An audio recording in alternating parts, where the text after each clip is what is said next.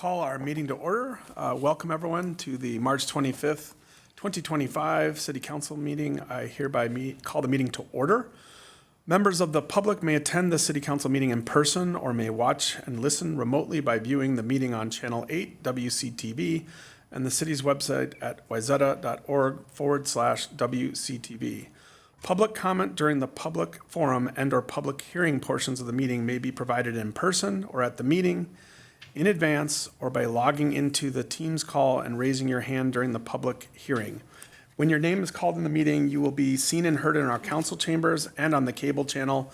You will be asked to unmute and then you may begin your comment. All public comments must include your full name and address. Before we move on to the next meeting, I would ask you all to stand for the Pledge of Allegiance, if you are able.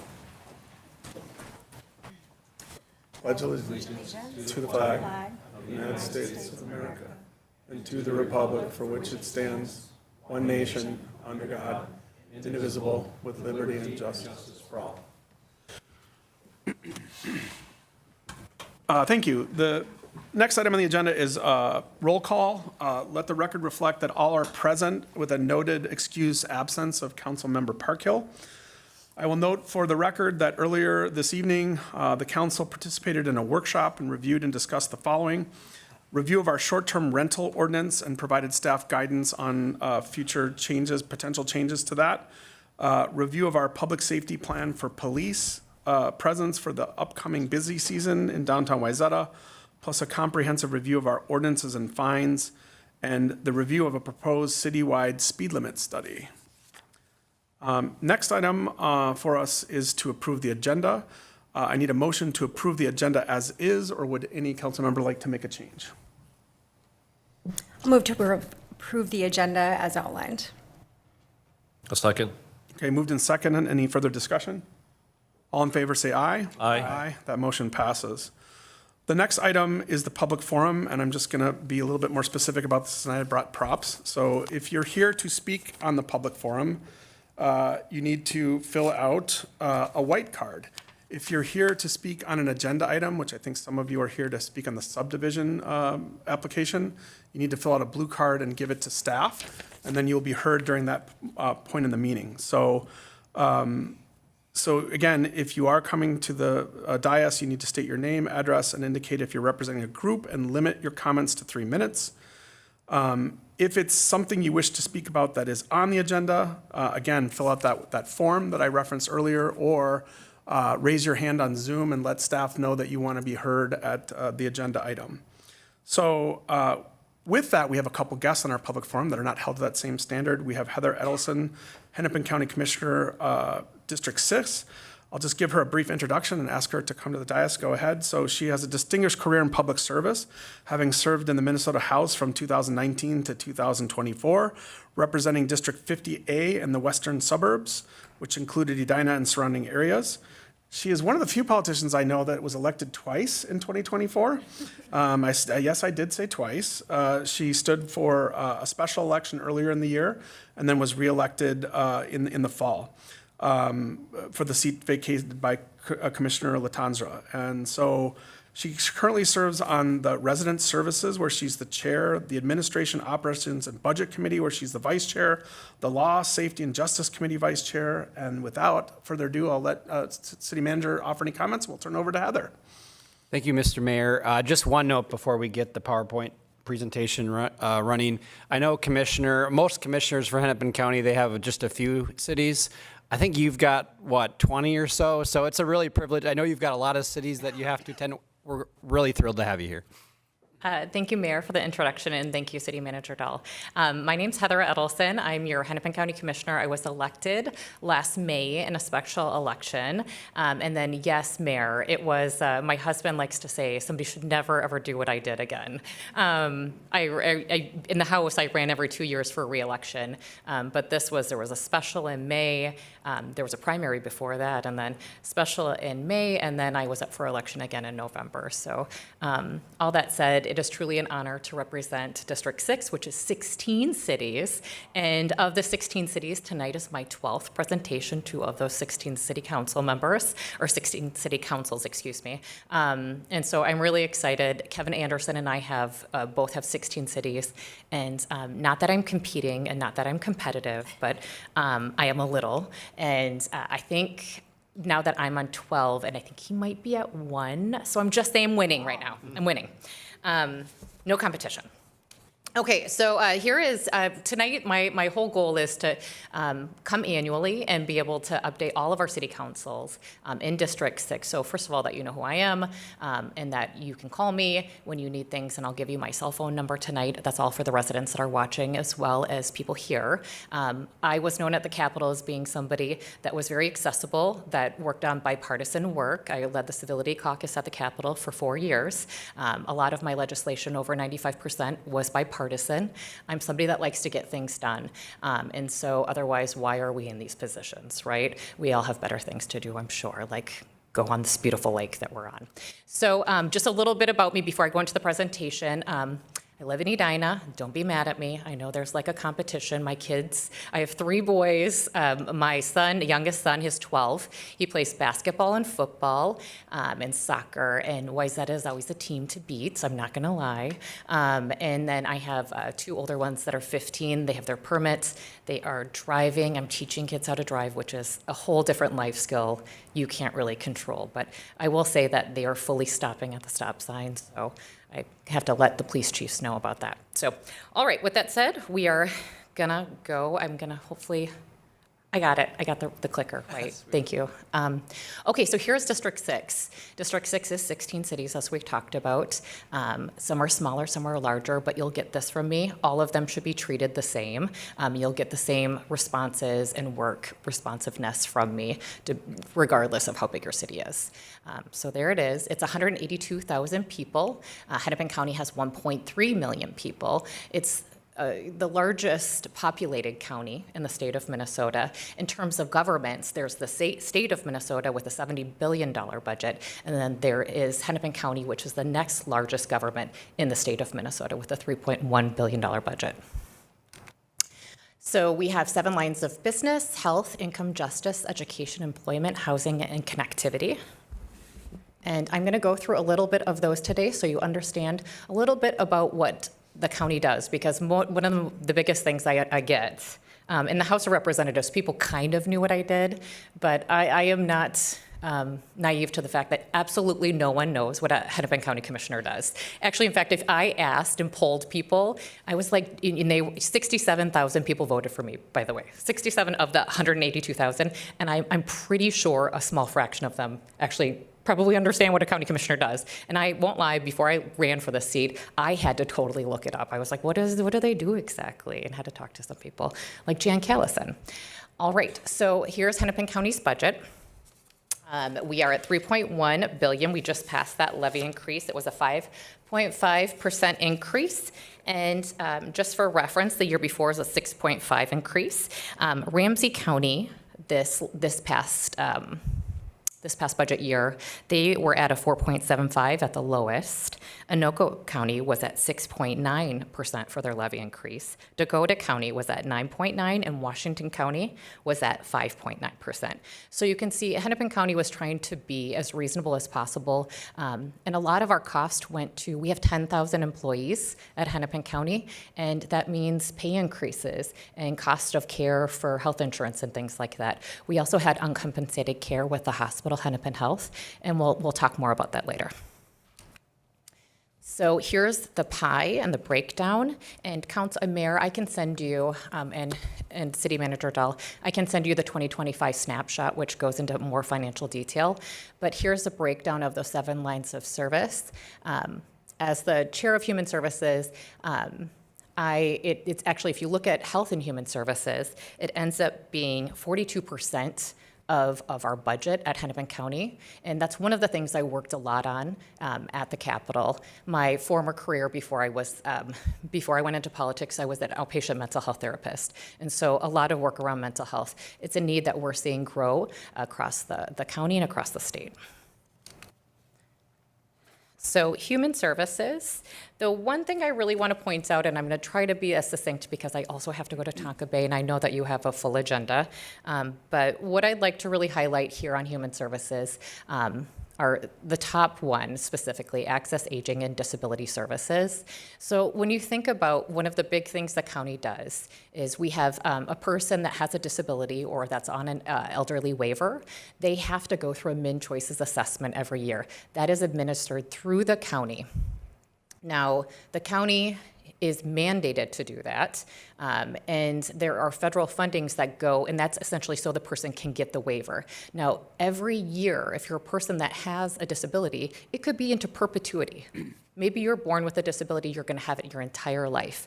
That person every single year has to go through a Min Choices assessment. That's a federal requirement. It takes a lot of staff time. And the state and the federal reimbursement on that are actually not meeting the needs, and so the county has to subsidize that a great deal. And when you think about where that subsidy is coming from, if the county or in the state and the federal are not paying for it, it's through property taxes.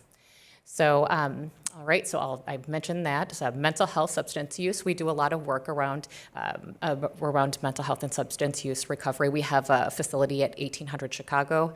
I have not toured it yet, but I look forward to doing that.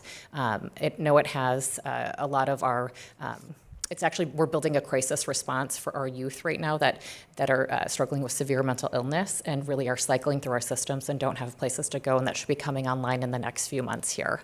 But it has recovery in mental health and a lot of social workers that they're working with our youth and adults as well. We have child protection. When you think about somebody calling child protection, that is coming through our Hennepin County, and there's federal and state dollars that are coming with that as well. And then economic supports, you'll see that graph on the upper right-hand corner. So if you look at the call volume and the applications that we've received on economic supports. So economic supports are going to be cash benefits, food assistance, child care assistance, and housing supports. You see that number has grown dramatically since 2020. And I actually do need to get the 2024 numbers on there. But we are working to mitigate and work with families to make sure that we are helping them get to work, get housing, stabilize. And it's a growing need that we're seeing. So public safety, there's two slides on public safety because there's the things that the county does and then there's the things that the county elected officials do. So we support with embedded social workers, and like the Wayzata has an embedded social worker. We have COPE, which is our mental health crisis response team. 24/7 can go out if there was a mental health crisis response that needs help. And then we also have youth-specific crisis response teams through Nexus, which will also be our vendor that we're working with that crisis facility at 1800 Chicago. We have county liaisons in some of our cities. And the radio communication, which is in Plymouth, I just toured yesterday, which answers all the 911 calls. And it's an intriguing facility, and they're doing great work. I got to sit in on some of the 911 calls. An Amazon worker in Minnetonka was bit by a dog, and it was interesting just to see how they refer calls. I mean, a lot of these calls are not the emergencies that you would think, but they're the reports that are coming, and they're making sure that they're passing it to the right person, and it was really impressive to see. Maybe, hopefully, the person that got bit by a dog is okay. And then there's Department of Community Corrections. So over every single day, Hennepin County, we pay for the jails. The Sheriff's Department is operating them, but we also are supervising more than 22,000 adults and juveniles that are on probation. That's actually in the county. The county employees do that work. Okay, so public safety, I'm not going to spend a ton of time on this. I do just want to highlight that the sheriff and county attorney are duly elected on their own. Their budgets run through Hennepin County. We approve their budgets, but they are duly elected on their own, so they have a lot of flexibility in how they run their departments. I will say, very appreciative of Sheriff Witt. We just working with the Lake Minnetonka Conservation District, and actually David Huff, our county administrator who's here and is also a Wayzata resident, helped with this. But we were able to just secure another water patrol for Lake Minnetonka, which I'm really excited about, and hopefully you all are as well, at no additional cost, because I think in prior years we were trying to fundraise for that, and David and I met and with the sheriff, and we found a way forward. So that's positive. But we also have the crime lab. They're both doing, Attorney Moriarty is doing some work around auto theft prevention. And one of the things, the Be at School program, we're seeing a lot of youth truancy in the state of Minnesota and also in Hennepin County. And we were looking school by school. That's oftentimes tied to crimes that youth are committing. And so the earlier we can intervene at schools, the better. And so on housing, we have, I'll just highlight here on this slide, we have a housing for all shelter policy. So no child sleeps outside in Hennepin County, which is great. And then you'll look, we have rapid rehousing. So if somebody goes into a shelter, then we're automatically working, hopefully within 10 days, to get them into a stable housing unit. And then we're also working to make sure that they have employment and things like that. The Metro sales tax for the Repair and Grow program generates about $20 million a year. And what that is looking for is we're trying to stabilize some of our affordable housing developers who are right now having problems building new housing because there's just not the capital and there's unforeseen costs. Like I know there was, I think Aon had some security costs that they weren't anticipating. David, you could probably remember, was it $1 million over or? Yeah. Yeah, so their unintended costs are really challenging, and so the Repair and Grow program is really helping with that. So, all right. Just a few more slides, you guys. Stay with me. We're almost there. Hennepin Health highlights. Today, we just discussed the ballpark sales tax, as well as potentially looking at ways to address with the hospital, the uncompensated care, which is growing nationally. This is not just a Minnesota problem, but people that are underinsured or uninsured and just not having a place to put those costs. The county's picking them up, and we need to figure out a way outside of just raising property taxes to deal with that. I'm really committed to that. Hopefully this session we can come to a solution. I would love to see the ballpark sales tax extension pass to help with that. But if we can get directed payments programs to work, that's great too, but that requires the federal government to extend and approve that through CMS, and I'm a little concerned about that. I am offering tours. Hopefully you've received that tour for the medical examiner's office. We sent it out to all city councils.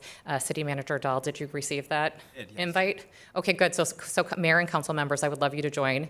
The medical examiner's office is in Minnetonka, and we're opening it up. I'm opening all 16 cities for District 6. We're going to be doing some tours this summer because I want us to get to know each other. Some of the most important work for just the community is if we don't know each other and if we're not seeing each other, it's hard for us to get work done together. So I really want us to have a good relationship, and also for you to know how these county facilities work. So we'll be touring that. David will be joining us as well. Hennepin opioid response. Minnetonka hosted our first suburban opioid response. This is something that we're continuing to see grow, our opioid response, and also we need to make sure that we have the right prevention and treatment and recovery abilities to be able to intervene on those. And I already mentioned the crisis center. So education, you'll think, what else does the county do? We do a lot. We also have some interactions with education. So we're funding some of the school-based mental health. We're funding if there's a child that maybe has housing concerns, the school's calling us and we're going to that school to help and intervene there. We also, I'm really proud, we have 16 at the Capitol. I was the chief author of the READ Act. Only about 50% of our kids are reading at grade level. And so we've been able to, at the Capitol, when I was there for years, I worked on this. This was bipartisan legislation to move to the science of reading model. And we're still in the transition of that, but we are doing that as well at the county, and I'm really proud of that work. They actually started it before I was there. I can't take credit, but we're going to keep improving upon it. And then resident services. These are our libraries, the service centers. We help with elections. You know, when you go and vote and you're putting your ballot in the machine, we buy those machines as a county and we drop them off here. And if they need to have repairs, we do that. Now, of course, your city councils, you guys are providing the staff and the election judges and that nature, but we're also picking up ballots and bringing them and certifying elections. So your county is really interactive in terms of the election. We do assessment services for all the residents, and hopefully you're having once a year, having your assessor come and present to the council, take questions from the council, and then we also do translation services. And this is my last one, you guys, before I go to grants and we're done. So transportation, we do a lot of transportation projects. I just want to highlight the mayor and city manager and I are meeting on Friday with David Huff, our county administrator, to talk about safety on 101.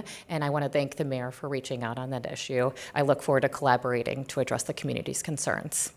And then also energy and environment. We do a lot with solid waste, working with cities on reducing waste and recycling more and composting. There's been lots of calls to close the HERC, but you can't close it overnight. And HERC is the incinerator that's downtown Minneapolis. And so trying to work on some solutions on that. Aquatic invasive species, I would really like to see more focus on that because our district has the most water of all Hennepin County. And so at the Capitol as well, I was on the Environment Committee. So trying to see if we can get more prevention dollars as well as other dollars to make sure. I know there's proposed cuts this year, but I think there's creative ways that we can really go to look so that it's not just residents that are doing the aquatic invasive intervention. And then this is the last one, is just encouraging our communities to apply for grants. That we have the tree canopy grants, the youth activity grants, and the business recycling grants. I will send you a link with all of these, but I just want to make sure that our community all the cities are getting all of the grants that we can possibly get, encouraging our community to do that. So, and any questions, I'm happy to take them, Mayor. Yeah, no questions of Commissioner Edelson from council. Nope. So thank you. And you're serious about giving out your cell phone number because you gave it to me, and that's the first time I've had a commissioner in 17 years give me their cell phone number, and we talked. So I appreciate you being open and accessible. You mean that, and I personally experienced it, so I want to commend you for that, for being accessible to your constituents and the elected officials that you serve. Thank you, Mayor. And actually, I didn't give you guys my city council, my cell phone yet. well, So I'm not let's gonna do do that. that. You That's- can- So my number, if you want to write it down, and if you don't want it, that's okay. It's fine too. It's 651-785-8696. Genuinely, please call me if you have any questions, or if you just want to talk and have like coffee with me because you think I'm a nice person. I'm down for that too. So it's truly an honor to represent our community. Thank you, Commissioner Ellison. Thank you. Okay, next up on the public forum is an introduction of a new employee, Mr. Alex Sharp, our Community Development Director. He's coming to us from the city of Apple Valley, where he's served for the last 8.5 years. We're looking for big things from you, Alex, and leading our planning function here in Wayzata, and I'll turn it over to the City Manager Dahl. Thank you, Mr. Mayor. Well said. If I could ask Alex to go over to the podium, I would love that. Just to kind of echo the intro, Mr. Mayor, we really searched high and low for Alex. We're thrilled to have him here. We took our time. This is a unique community, and it needs the right leader in this area. Development's a big deal. I mean, it's a full house tonight because of development. So we really took our time, and we're thrilled that Alex is here after quite a lengthy search.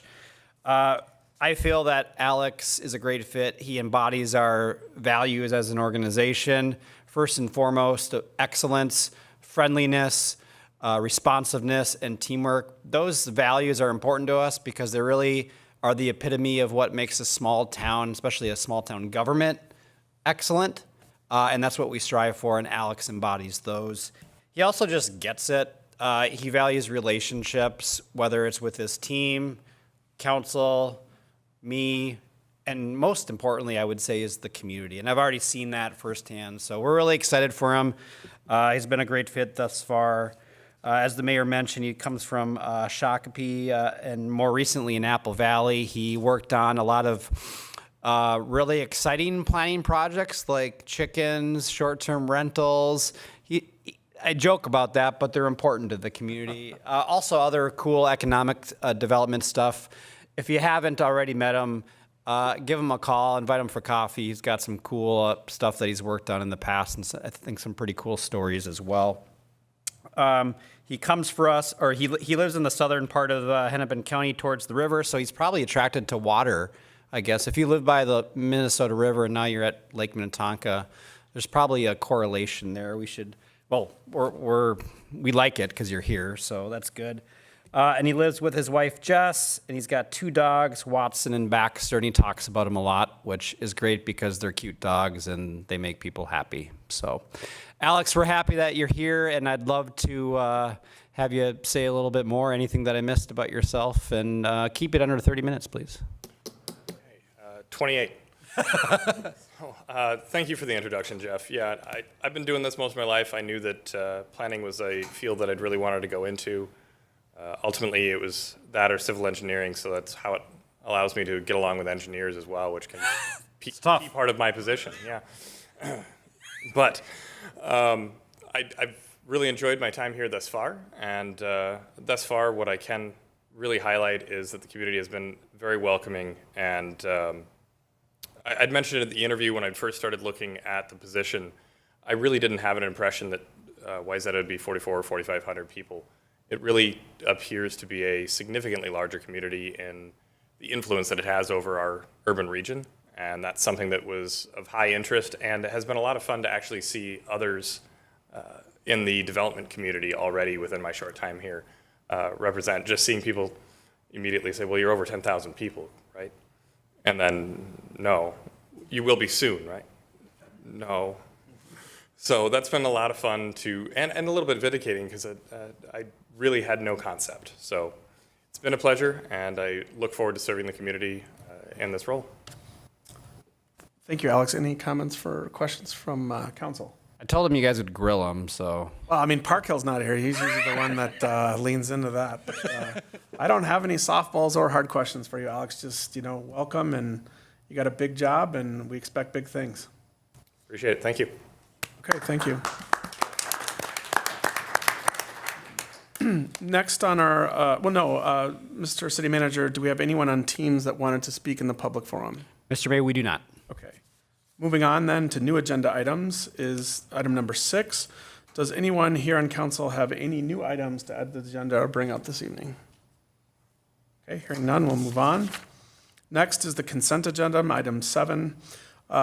So here are the items that are on the consent agenda tonight: the approval of the city council workshop and regular meeting minutes of March 4th, 2025, approval of the check register, approval of municipal licenses, receipt of the police activity report, receipt of the building activity report, award of a contract to Park Construction Company for the 2025 Mill and Overlay and Water Main Loop Project, award of contract to National Power Rotting Corp. For the 2025 Sanitary Sewer Lining Project. I guess I would ask if there's a motion to approve the consent agenda as presented, or would any items like to be pulled for discussion tonight? Okay, Mr. Mayor, I'd make a motion to approve as noted. okay. Do I have a second? Second. Any further discussion at council?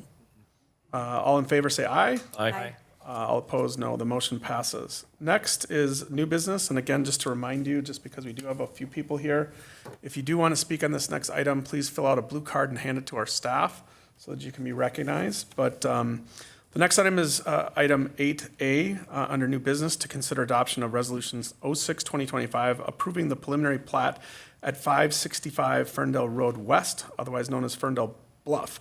This is more for me, since I'm only 100 days into this, but the order of operations that we'll have on this is we'll have a staff presentation followed by council questions. We'll turn it over to the applicant for any comments or presentation, followed by council questions. We'll bring it back to council for deliberations, and then proceed accordingly. So with that, I will turn it over to staff. Thank you, Mr. Mayor. I'm just going to kick it off to City Planner Corals. She's going to be the lead presenter with this, and then might do a little tag team, but she's primarily going to be walking through the presentation. All right, thank you, City Manager. I asked City Manager Dahl whether I should do the long version or the short version of this presentation. He said the long version, so here we go. So we're checking out the preliminary plat at 565 Ferndale. The owner and applicant is with us tonight. It's the Capon family. The project is located on the west side of town, just before the border with Orono on Ferndale Road West. For a little bit of context with the rest of the neighborhood, the back side of the property actually starts coming up against that Hillside Drive area. To the east are some R1A single-family residences off of Ferndale Woods Road, Bovey Road, and the other part of Ferndale Road West. To the south are single-family residents on smaller lots, and then our two bodies of water are PV Pond, which is included in this property, and Lake Minnetonka, which is accessible via a channel from PV Pond.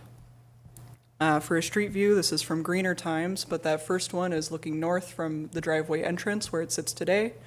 And then the second one is if you're standing on Ferndale Road looking northwest, sort of across that driveway entrance. The surrounding neighborhood, this one's R1A, low-density single-family with a little bit of R1 to the south.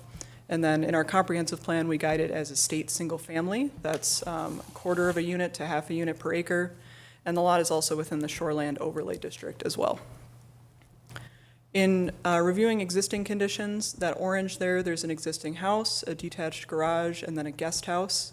That guest house is accessible via that yellow gravel driveway that loops around the whole property. There's also an asphalt driveway that comes up from Ferndale Road West. You'll notice that asphalt driveway splits just after Ferndale. It's because it's also the driveway access for another property just to the east, and they have an easement over that portion of the property. Ferndale Marsh is the wetland that you can see in green, taking up quite a bit of the property, and then PV Pond is depicted in blue there. In terms of existing conditions, there's a lot to review with this, and we asked the applicant to provide us quite a few pieces of information over the time that we've been reviewing this project. Abutting PV Pond directly, you can see pretty obviously if you're standing near there that there's a lot of steep slopes, a lot of bluffs, that wetland. We'll review this, but each of those elements, steep slopes, bluffs, and wetlands, have buildability restrictions, either through the subdivision code or the shoreline ordinance, and are also subject to additional buffers and setbacks, which further affect buildability. And each of those elements has a strict definition, which allows us to map pretty precisely exactly where those elements are on the site, particularly steep slopes, bluffs, wetlands, and other buffer areas. The site is extremely heavily wooded. In total, there were 707 trees surveyed. That does include about 70 ash trees. Our city forester automatically includes those in the dead, diseased, and dying category because of the presence or potential presence of emerald ash borer. That means that the total significant trees included is a little bit lower than that. But overall, 610 significant trees, 24 heritage, and about 9,700 inches of tree overall. This project has been in front of both the Planning Commission and the Council before. The Council actually saw this as part of a 2023 environmental assessment worksheet. The project was initially submitted in 2022. The city triggered a discretionary environmental assessment worksheet through the number of potential docks that were associated with that project. Previously, it had 4 lots instead of 3, and so that was what set that off. We went through that entire environmental assessment worksheet process and found that the city's processes, the watershed district's processes, and other regulators' existing permit programs would do an adequate job of managing any environmental impacts associated with the project. That doesn't mean that development has no environmental impacts. It just means that the city's and other entities' existing processes are sufficient to handle it like any other development process. Since then, that EAW has just become a tool for further discussion of the redevelopment process, and should this project proceed, permitting would also, there's a list included in that EAW that's quite helpful to staff. That EAW was reviewed and approved by City Council and in 2023. Some follow-ups from that worksheet included a bald eagle assessment, a cultural resources assessment, and that wetland delineation. So in 2024, after that EAW, they came forward to the city and applied for both a preliminary plat and a subdivision variance. That was for 4 riparian lots, and then the variance was for increased cul-de-sac length. We limit our cul-de-sacs, our new ones, to 600 feet in length, and this one would have been longer. The outcome of that process was that the Planning Commission recommended denial, and then they withdrew before the City Council meeting. So the City Council did not see the preliminary plat application in 2024. Today's development application looks different. The application is to divide the existing lot into 3 riparian lots, riparian meaning they have access to PV Pond, and then to create a new public cul-de-sac to serve the homes. That's within the city's regulations for how long a cul-de-sac can be, so no variance this time. So the only request in front of us is that preliminary plat for 3 R1A lots. When we review a plat, we look at whether it's compliant with zoning and whether it's compliant with the comp plan. It is compliant with both. In that zoning district, we ask for lots to be 200 feet wide and at least 200 feet deep. That width, in particular, is met via the creation of the public street. There's not enough frontage on Ferndale Road to create a bunch of 200-foot wide lots.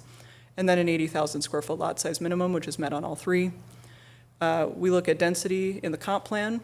I mentioned earlier that you're supposed to have a quarter of a unit to a half of a unit per acre. The overall density of this entire development is 0.26 units per acre, so right in there.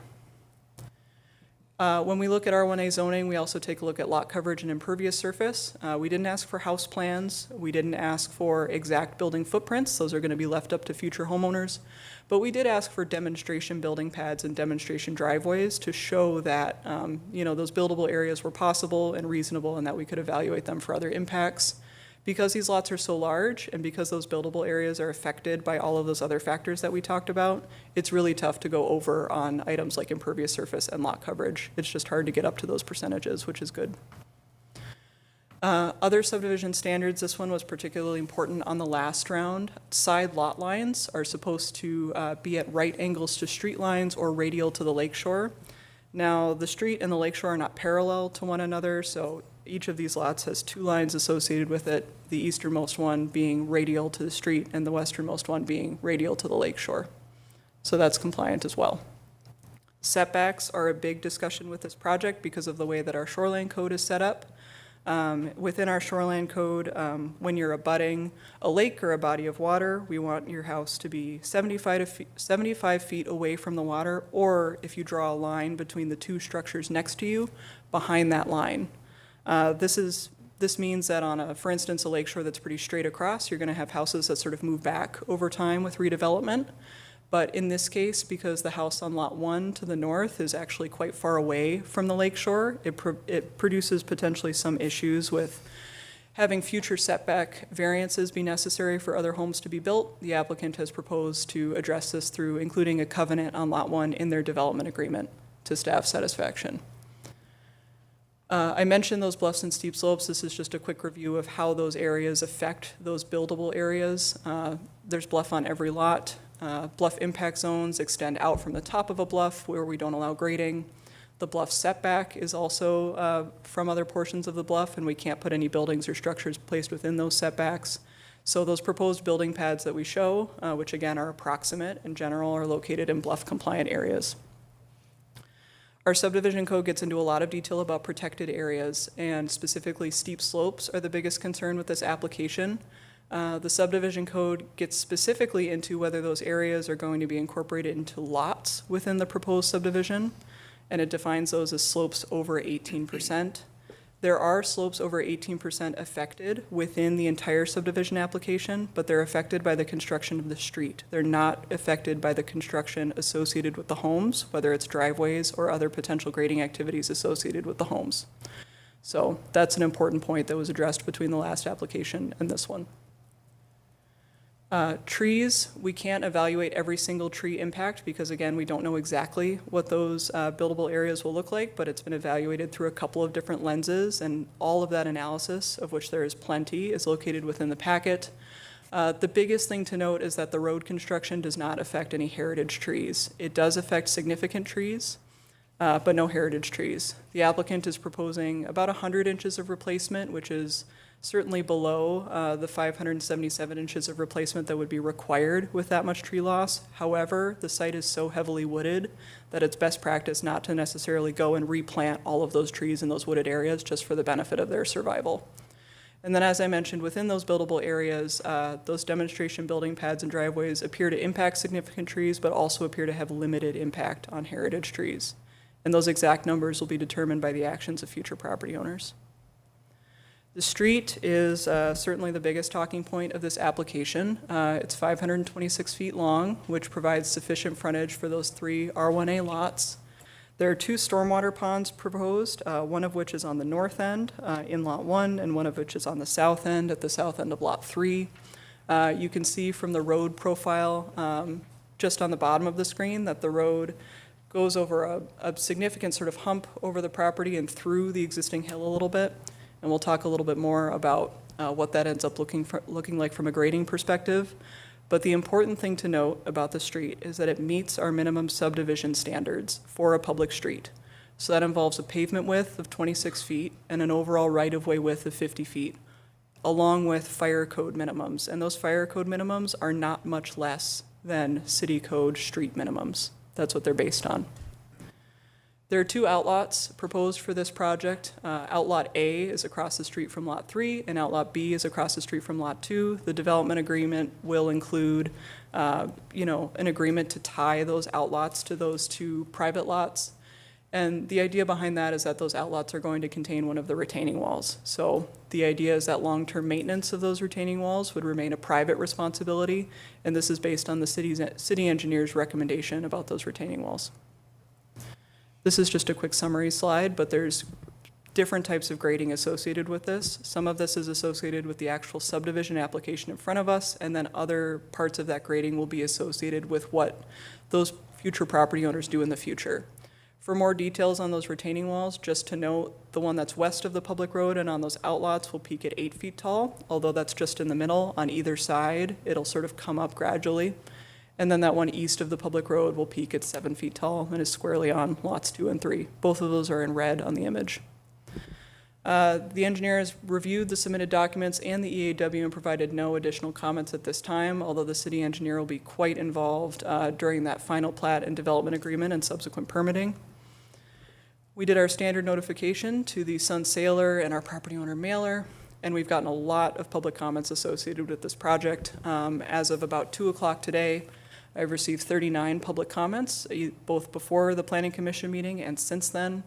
The positive comments are thinking that, the plan is aligned with the comprehensive plan, that this is a reasonable number of lots, that overall it's been a very thoughtful and long process. The negative comments are concerned with the environmental impacts to PV Pond and the western neighbor, the size of the road, tree impacts, and overall land disturbance concerns. I will also note that out of those 39 public comments, there are people who submitted multiple messages, so that doesn't necessarily mean that 39 different people have commented on it, just that I've received 39 public comments on the application. The Planning Commission considered the meeting at their considered the item at their February 24th meeting, talking about issues like dimension, slope, and impact of the road, height, location, impact of the retaining walls, stormwater, trees, and construction impacts. But their overall outcome was that they voted 6-0 to recommend approval of the preliminary plat as it is. So the motion in front of the council, when you're ready, will be to adopt Resolution 6/2025, approving the plat at 565 Ferndale West. Thank you. Okay, thank you, Plano Quarles. Questions of council to staff? Go ahead. Yeah, I kind of going back and forth here with my microphone. I did a lot of study on this before the council meeting today, and one of the concerns I have about the impact of 1006.14 of our zoning code was about the protected areas within subdivisions and the restrictions regarding steep slopes. And I wanted to read some highlighted areas in our packet, starting right here on page 73. And I've highlighted them in my book, as when protected areas are to be incorporated into the proposed lots, the applicant must demonstrate that the design of the lots will not require construction on steep slopes, which are over 18%. The preliminary plat would create lots that would require construction on steep slopes for the construction of the public street. And since the public street has specific standards that must be met, such as a maximum slope of 8%, and a minimum curb-to-curb width of 26 feet, staff acknowledges that that will impact areas of 18% slope or greater.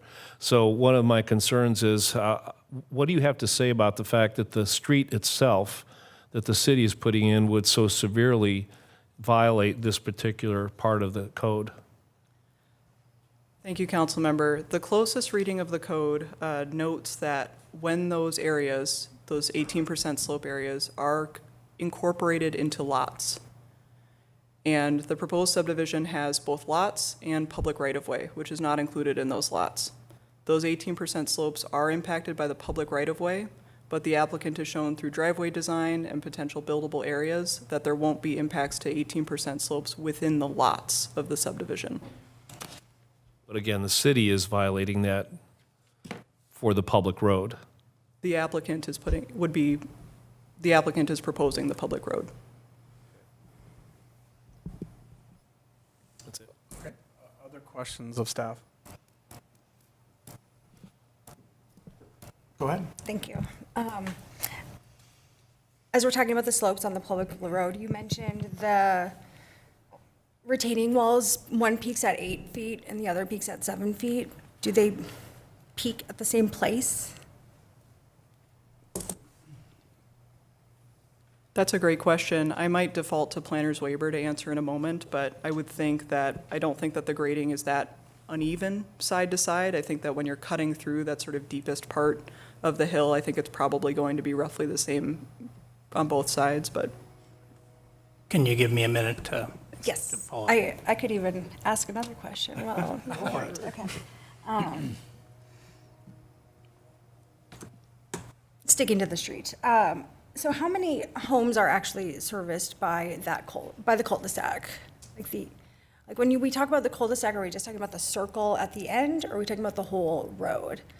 I'm typically referring to the whole road when I refer to the cul-de-sac, but when looking at the map itself, the cul-de-sac bulb has one driveway coming off of it, and then the other two driveways come off the lower part of the street. And this was so that all the lots could have 200 feet of frontage. That's what it enables, yes, That's what I mean. of public frontage. And how much frontage do they have on Ferndale? I would have to double check. It's a little less than, I think maybe 275, but I can verify that, but enough for one. And, well, Mayor and Councilmember McDonald, if I can answer your first question. Can you go to the slide that has the retaining walls in red? So the location where the outlots split, which is equal to the location where the two lots split, on the west side, that's where that western retaining wall is 8 feet in height, and then it goes down pretty equally to the north and south. On the east side, the 7 foot in height is a little south of where that curve is, so it's completely on lot 2. That's the location where it's 7 feet, so it's a little bit more gradually increasing from the south to the north, and then dropping off as it goes around the curve for that driveway. okay. So those are the locations. And Councilmember McDonald, the frontage on Ferndale Road West is about 230 square feet, or feet. And then wondering if you could just elaborate a little bit on this covenant that you're speaking about for the setbacks on the shoreline? Yeah, I can elaborate on it. That's also a really good question for the applicant Okay, as fair well. enough. Okay, I can ask them It too. just would note within the development agreement that essentially the applicant can't produce a condition that would need that setback variance later, so it would be limiting the timing on building on certain lots. That was the clarification I was looking for, it's basically not on selling, but on when you actually build. Yep, it would have to do with that timing, and then that entire thing is also affected on the existing house that's on the lot, and if that were to come down and when as well, so another dimension. So someone could actually buy a lot but be unable to build on it because the other lots aren't built yet. I'll let the applicant elaborate on that. Fair enough. Okay. Thanks, Mayor. Yeah, other questions, maybe give Ken a chance and then come back to you, Alex. I'm good. No questions from Ken? Alex? Yeah, that was another question I had when you presented. It sounds to me like without any homes on these lots, there's no variance right now for shoreline setback, but as soon as buildings start being put on those lots, then it looks to me like variances are almost inevitable when you start building the homes there. Is that correct? I would not characterize it as inevitable.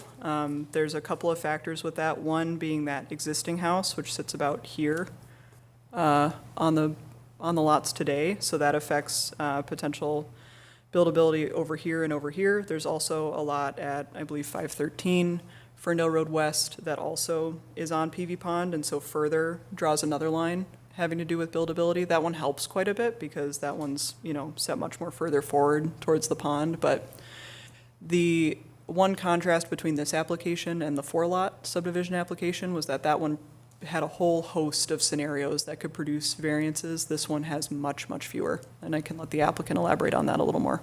All right, thank you. Okay, I just have a couple questions. If you could go back to the best slide that represents Ferndale and then the additional new road. I don't know which one of your slides. You can pick one, just as long as it shows both roads. That's fine. Okay. So I've walked the property, I've met with folks on both sides of this, and this is just more for education for myself. Our subdivision code forces, a city-maintained road as part of this. Can you tell me the width of the existing Ferndale Road?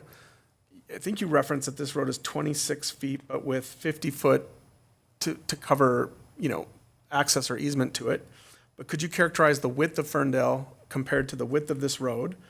And then second, could you give me, and if you have to research it, fine, the distance between Ferndale curb and gutter to this new road? Literally, like if you were to measure from the curb to the new road, what distance from the street is the new road? Those are my two questions. Looking at Hennepin County, just off the top of my head, I think that Ferndale Road West is somewhere between 24 and 26 feet. That's based on Hennepin County measuring. And would it also have, up to 50 foot of right of way for us as well? It definitely has a much wider right-of-way than the actual pavement. And then the width of this proposed city road on this private property is 26 feet wide, and then rights of access up to 50. Yes. Okay. And the distance between the two, so if you were to go from Ferndale Road as is to new road being built, what's the distance between the two? I'm a little bit confused by the question because they connect directly. Well, sure, they connect, but like if you're driving down Ferndale Road, you're going to see a road to your right, right? And I understand there's a turn in, I understand there's a cul-de-sac, but there's either a buffer between the road and the new road, or there's no distance. Is it 12 feet? Is it 14 feet? Is it 18 feet? Is it right next to it? I'm so sorry. I'm still a little bit confused. Okay, I'm driving down Ferndale Road. I see the turn to go into the new private road. If you were to walk in between the two roads, what's the distance between the two roads? None? Zero? They would connect directly to one another. Okay, so zero between. All right, 0 feet. Thank you. Those are the only questions I had. So now we will turn it over. If there are any other questions, we'll turn it over to the applicant to make a presentation if they wish, and then stand for questions. If you would just state your name, your address, and who you're representing, and then we go from there. We got it back from the commission. Other one, that one. I'll make sure it's in presentation. There you go. Thank you and welcome. Good evening, Mayor Mullen, members of the City Council, and staff. My name is Mike Stedman, and my address is 401 Lake Street East in Wayzata. I am with Compass Real Estate, and I have specialized in new construction and land development for over 30 years. I've been in several projects in the Lake Minnetonka area, such as Locust Hills, Island Oaks, Shoreland Estates, and Willow Bay Sanctuary. I am working with Meredith Howell with Coldwell Banker. She is, of course, a former longtime resident of Ferndale, an exceptional upper bracket real estate professional, and a highly involved Wayzata resident. We have been working with the Capon family as partners and advisors for several years on this project. We are grateful for the time and attention of city staff and the many neighbors who have stepped up and supported the project. We would also like to thank you, the City Council, for your time and dedication to the community. This is important work, and we appreciate your service. Before we begin, and I turn it over to Samantha for her short presentation, I would like to highlight some themes that you will hear in her presentation. This project is a culmination of careful planning by a family who have been residents of Wayzata for over 60 years, working with an exceptional group of consultants, land planners, engineers, environmental experts, and designers and have been working closely with staff for over 5 years. You have before you an exceptional variance-free subdivision proposal for 3 lots on 12 acres that is compliant with city code and zoning, that has been scaled down well below what would otherwise be permitted by city zoning and city requirements. It is attractive, environmentally sensitive, and very thoughtful in design. We are particularly excited to think that we could bring 3 young families into the Ferndale area, a neighborhood that used to be a vibrant, year-round family neighborhood, now tends to hold large seasonal homes empty for most of the year. This sort of reasonable growth adds energy and longevity to our community. I know that the family and our team are very proud of our proposal, which, beyond being compliant and variance-free, is very low density, completely consistent with the established family neighbor character, and designed to be environmentally responsive and sensitive. And with that, I'd like to introduce Samantha. Hello, my name is Samantha Capon Muldoon. I'm the property owner at 565 West Ferndale Road in Wayzata, and I live at 1801 West Farm Road in Long Lake, Minnesota, just about 5 miles to the west. Thank you so much, first of all, to the City Council for your service to the community. Thank you to the staff, although Val has left, but I wanted to say especially Val, who's leaving. And the city staff has been working with us for many years now, and it's been, we really appreciate their patience. And I also want to say thank you to my team, who I couldn't have had a better group of professionals, more expertise, and just wonderful people to work with. Today, I'm just going to do a quick who, when, why, where. I hope most of you have seen the application. I know 380 pages is a lot, so I'm going to try and do some highlights.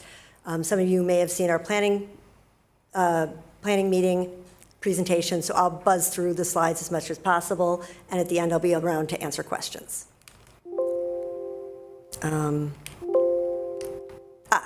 So the who starts with my parents, Gary and Joan Capon. They bought the property in 1964. They raised us on Ferndale in Wayzata. We all attended school here. They're currently retired, and my sisters and I own the property and are seeking to subdivide. I know you read the longer bio in the presentation, so I'll just zip through this and say, Heather lives in San Francisco, a landscape architect. Her husband's a landscape architect. Allison lives in Seattle. She's a licensed architect and a nationally known environmental consultant. And I am not nationally known for anything, but I am a community volunteer here in the area, and conservation has been my focus. I'm the vice chair of the Long Lake Waters Association, which is a water quality watershed organization, sort of a micro-organization. And I'm on the former board chair of the Minnesota Zoo, where I spearheaded this strategic plan, and a conservation chair of the Lake Minnetonka Garden Club, where I advocated for native plants and wildlife on both the local and the national level. And I live here locally with my husband, Paul, and my 2 children. I have an expert team, and I know this is kind of an eye bleed, so I won't go into it, other than to say, just noting on the far column, the decades of experience that everyone brings to the table that we've been working with, and specifically that they're all local experts. They know this area, they know this neighborhood, they know the character of the area. 2 of them are here today, Brad Scheib here, and Mark Gronberg here, our engineer and our city planner and bluff expert, to answer questions about anything you have at the end of the project, or end of the presentation. Where? Ferndale Road. Val took you through that. The only thing to note on this slide is that the comprehensive plan has this area noted for redevelopment. So this is something that the city has been aware of for some time, and it's consistent with the plan filed with the Met Council. I love this picture here. This is just a bird's eye view of the neighborhood, and what I love about it is that it shows sort of the evolution of Ferndale that has been going on since my parents purchased the property and continues today. You can see the public road of Ferndale, Bovey Road, Ferndale Woods, which is a public road. Then you can see the construction on all the different houses. You can see the Martha house, the Johnson's house. You can see the long driveway going down to the former Long house, now owned by the Rexes. All of this is sort of indicative of the change and evolution that is part of Ferndale. And I know people feel like Ferndale is what it is, but it's always been changing. We've watched it evolve over the years, and this is part of that evolution. So what are we proposing? As Val mentioned, it's 3 conforming lots and a small road. And the thing to note about the road is it's 526 feet long and 26 feet wide with a right-of-way on either side. It's designed to city standards and has been reviewed and approved by the city engineer. And it lays mostly over the existing driveway. The character of the neighborhood is something that people like to talk about, and so we overlaid the lot lines and the road as it would look in the future on the Hennepin County website onto the lot as it exists now. You can see that the existing almost 12-acre lot is oversized for the neighborhood. At 526 feet, the proposed road will be the smallest road, either public or private, in the neighborhood. The next smallest public road is Ferndale Woods, which is also 26 feet wide and is 616 feet long, so over 75 feet longer than our road. And the next smallest private road is Pillsbury Drive, which is 687 feet long, almost 150 feet longer than our road. It's important to note that the properties within the different neighborhoods on Ferndale vary in size, shape, density, scale, and they all have services and roads attached to them for access. Lot size is another consideration, and again, there's a bit of an eyeball bleed going on this slide, so I apologize.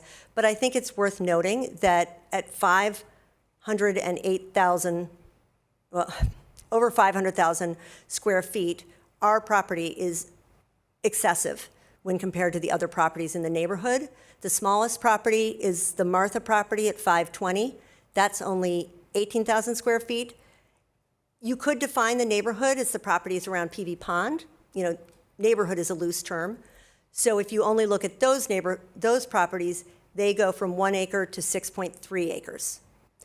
Along Ferndale, it's 4.9, again, to the low of 0.4. Each of our proposed lots are larger than the 80,000 square foot zoning regulation. And I can go into this further if you need me to, but I think that's, unlike many neighborhood properties, which are less than the allowable zone minimum, we are well within the allowable size. This timeline has got a lot of information on it. It's just really to show that in 2019, we began working on this project. We've been working with the city since 2022. In 2024, we brought a submission to the Planning Commission. We've had many different iterations of different plats that we've worked with everyone on, and today we're here with our final plan, 3 lots, 3 riparian, a 526-foot road. It's worth noting that starting in January of 2019, we began meeting with the neighbors, getting their input, both one-on-one and in group scenarios, and getting all of their commentary and trying to work well with them as we move forward on this project. This project has really been an evolution. It started, and these are just 4 of the plats, but they're sort of 4 of the most significant plats that we've gone through. Starting in 2022, a 4-lot, 4 riparian plan with a 600-foot road that would not have needed a variance. We then took a 4-lot, 4 riparian plan with a 725-foot road to the Planning Commission, and there were 3 main concerns that Val discussed: the irregular lot lines, shoreland setback concerns, and then concerns about impacts to steep slopes on the lots. It's worth noting that the city code does not prohibit building on steep slopes of 18% on the road, just on the lots. In 2024, we came up with a 4-lot, 3 riparian plan. When we showed it to the staff, the response was, this is a game changer, and this is exactly what we'd hoped to see. And obviously that made us very excited. We were pleased. But we decided to go talk to the neighborhood once again to make sure that before we developed an entirely new set of costly drawings, that this would be something that would be, to get their feedback. After those meetings, some people were very enthusiastic about going to 3 riparian lots. Some people had always been supportive. Some people weren't going to like anything that we did. And a couple people specifically said that they would prefer to see a 3-lot plan and a smaller road. So we sharpened our pencils, and we did that. And I want to reiterate, we presented a compliant, variance-free, 4-lot plan with a 600-foot road to staff that staff said was a game changer. We then went on the road to solicit feedback from the neighbors. And we then elected to go above and beyond the compliant variance-free plan to come up with a variance-free 3-lot, 3-riparian plan with a 526 road. So the plan we are presenting today is a direct result of the suggestions of the neighbors.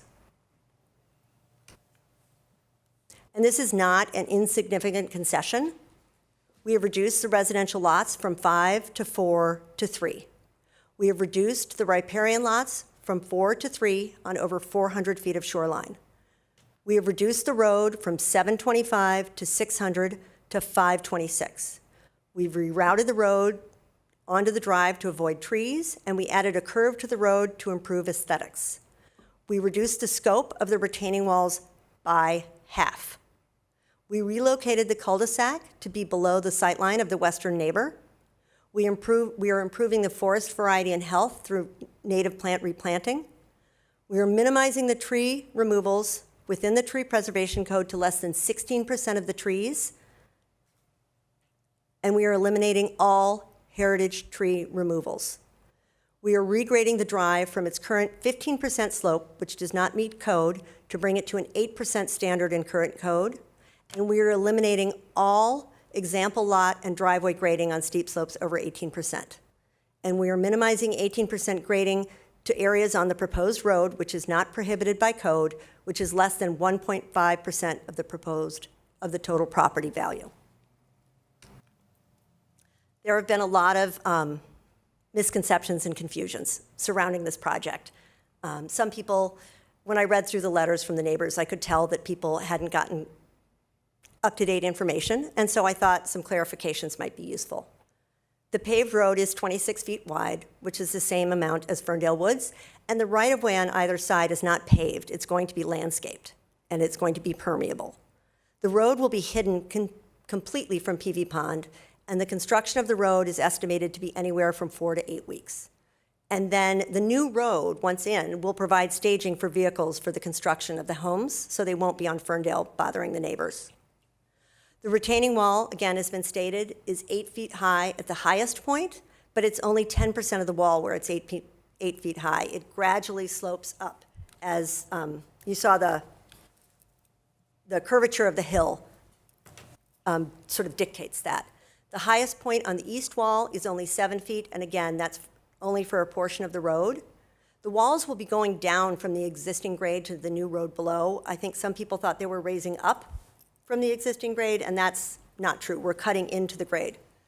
The walls will start 150 to 225 feet north of the entry from Ferndale, behind the curve.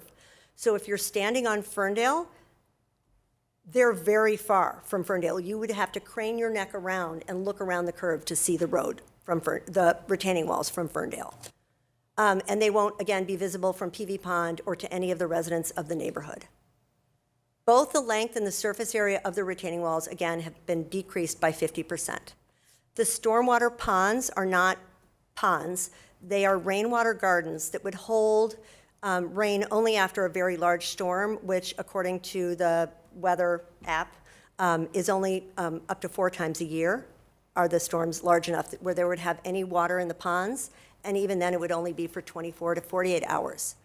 And we are intending for the trees and arborvitae that currently line Ferndale to stay in place. We aren't proposing to remove them, except for where the road obviously cuts through. The project was designed in harmony with the environment, and I'm not going to focus on this slide too much because I know you've read it, but there were no environmental issues that prohibit development, and the environmental impacts, according to the city's EAW, which was entered into public record, can and should be adequately managed by the city's existing permitting process, which we will respect and take very seriously. In summary, we are really proud of this project. It's responsive to the environment, it's responsive to the staff, the Planning Commission, and the feedback we got from the City Council during the EAW, and that I've gotten from those of you that I've spoken with prior to today. It's extremely responsive to the neighbor feedback and direction. It's consistent with the code, the zoning, all city and state regulations.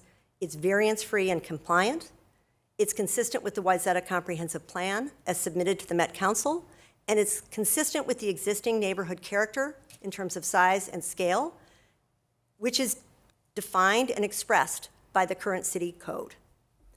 We feel like this is a great project for the community. It's attractive, it's vital, it's low density, and it's a thoughtful use of a large parcel of land. It will create a healthier forest, a safer road, and access to the property. And we are really excited about the potential for bringing young new families into Ferndale. We grew up there and the place was packed with kids when we were little. And we love the idea of it no longer being an empty snowbird, but full of families who were there year-round.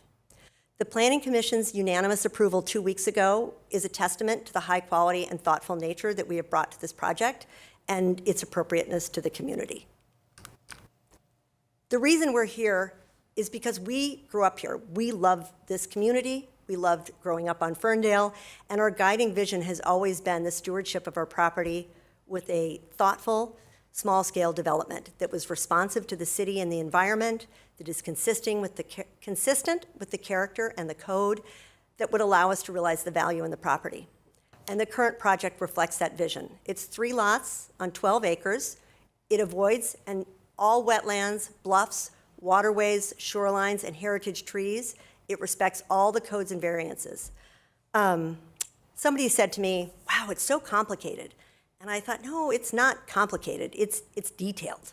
We have been very detailed. 380 pages for a 3-lot subdivision. It's pretty simple. It's 3 lots on 12 acres, and it's completely compliant. And I'm here to answer any questions you have. Thank you. Questions of the applicant from council? Did we want to bring up the question you asked staff earlier, see if we can get clarification on that? Yes, I was wondering if you could weigh in or add a little color to how the covenant would work?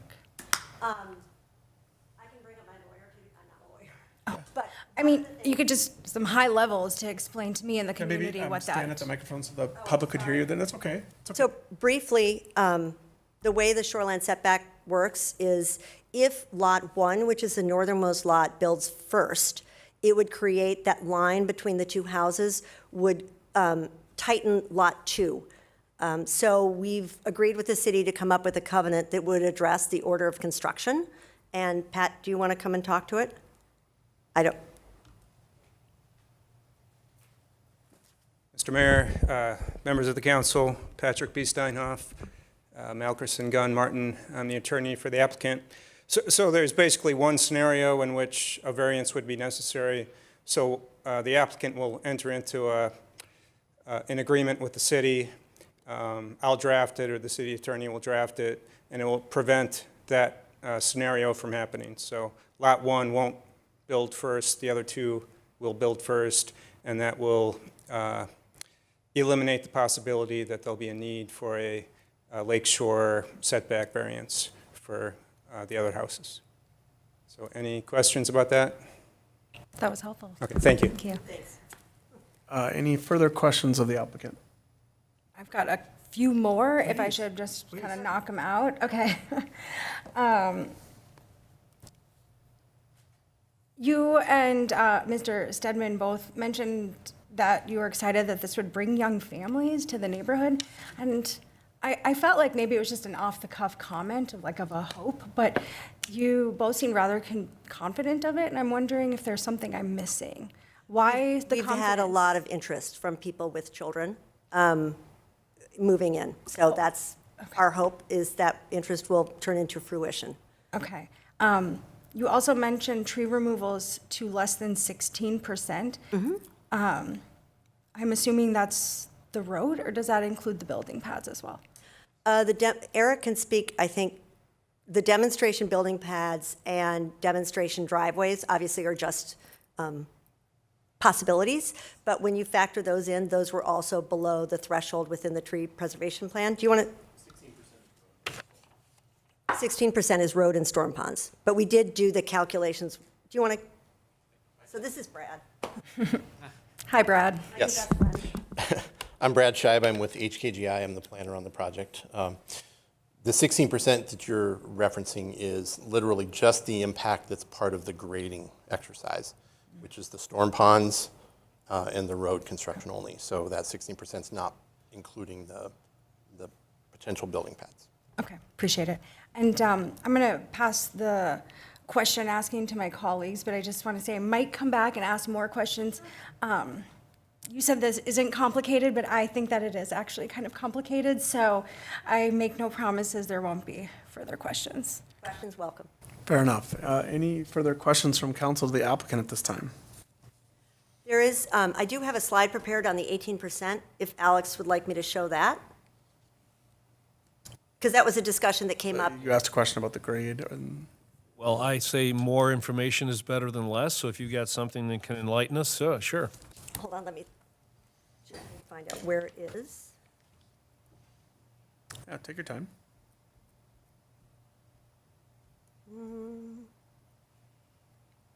Cue the Jeopardy music. No. Okay, sorry, it's No, take your time. You're fine. slide 30, so. Yeah, take your time. Could you pull up 30, Val? Yeah, thanks.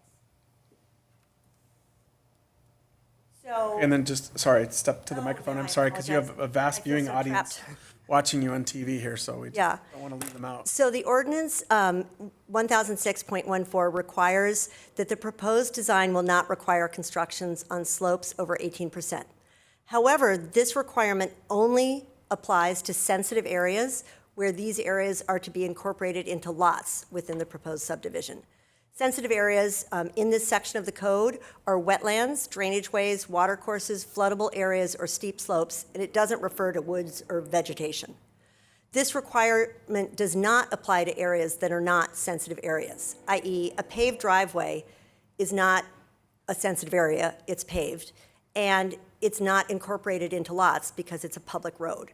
So the 18% grading that's happening underneath the road is completely allowable under the code.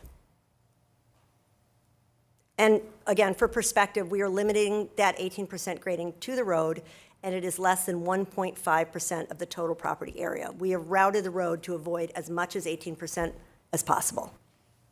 And here is the actual code. Thank you. Any further questions based on this information? Yeah. Go ahead. So I'd just like to ask staff that they agree with everything was just said about the 18% not applying to the roadway construction. Sure. I can let the city attorney or planner's waiver interject as well. My understanding of the code is specifically centered on where these areas are to be incorporated into lots. Talking about steep slopes, in staff's view, steep slope is environmentally sensitive, and so that's all included as a sensitive area, so a little bit of a differing perspective than what was on the slide just before this one. However, we do agree on the point that those areas are not to be incorporated into lots as determined by the code. Any further commentary from city attorney? Okay. Any further questions based on that? I don't think I'm following still. Like, what do you mean not incorporated into lots? Wouldn't it be incorporated into a lot?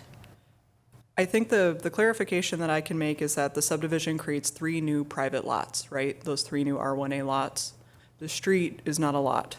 It's public right-of-way. It's incorporated into the rest of the right-of-way system. It's not a lot. So that's where that small nuance of code comes in, is where those areas are to be incorporated into lots. Our interpretation is that those are those private residential lots created by the subdivision. So we can, we, meaning citizens, the city, you can build on 18% for public roadways, but you can't in private lots. So if you look at Minnetonka Avenue, or you look at some of the roads in Wayzata that are on clearly above 18% lots, if it's a public roadway, that's acceptable. But in a private residential lot, you have to be able to build it without infringing on 18% slopes. Is that what you're asking? Yeah. All right, It took us a while. cleared that up. Are there any further questions of the applicant at this time? Okay, we may call you up again, but if you go ahead and take your seat, and Sure. and we're going to move on to public input. So thank you for your presentation, appreciate that. So this is the part of the agenda that will take public comments via Teams or in person. Before I do that, we had some pretty passionate emails, including a video and whatnot, and so I just want to read into the record letters that we received as of 2 p.m. today, which I think will loosely tie to your number. In the record against Martha, I'm going to read their last name and not their full address, but the road. Martha Ferndale, S. Hemsley Ferndale, Schwabach Ferndale, Birdsong Ferndale, Soren Ferndale, Hightoft Ferndale, M. Hemsley, Harrington, Howarth, Grace Point, Johnson Ferndale, McMillan Ferndale, Pettit, Peavy Road, Polad, Harrington, Rieger, Ferndale, Rex, Ferndale, Spencer, Lakeview, Sweeney, Highcroft, Winkley, no address, Brooks, Ferndale, Dresden, Peavy, Prince, Harrington. Letters of support, again, only in the council packet, not reflective of the previous planning commission. I'm just reading into the record what was in our packet, one moment.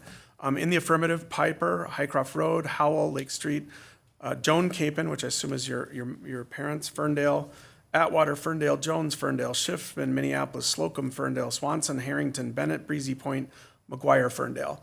I'm not intending to represent the collective, affirmative or negative, simply what was in our packet for context, because some of those folks couldn't be here, they're traveling, whatnot. It's all in the public record. Nothing that I read is not in the public record. Next, we are going to have those that are here to speak tonight come up to the dais and address, and I will give you a chance to come back to this topic at a later time. But I'm just going to call these folks up, and then if you'd come to the dais, state your name, your address. Try to keep your comments to 3 minutes. I'm not going to be, particularly, I'll be lenient, but only to a point. So first, Sue Schwabach, you're up first, please. Thank you. And welcome.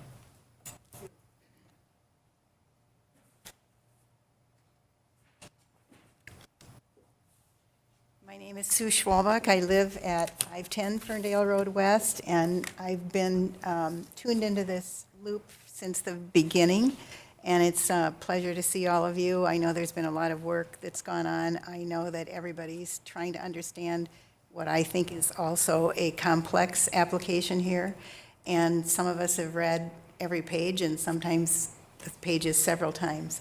Excuse me for a second. I'm going to give you each a copy of this that you're going to see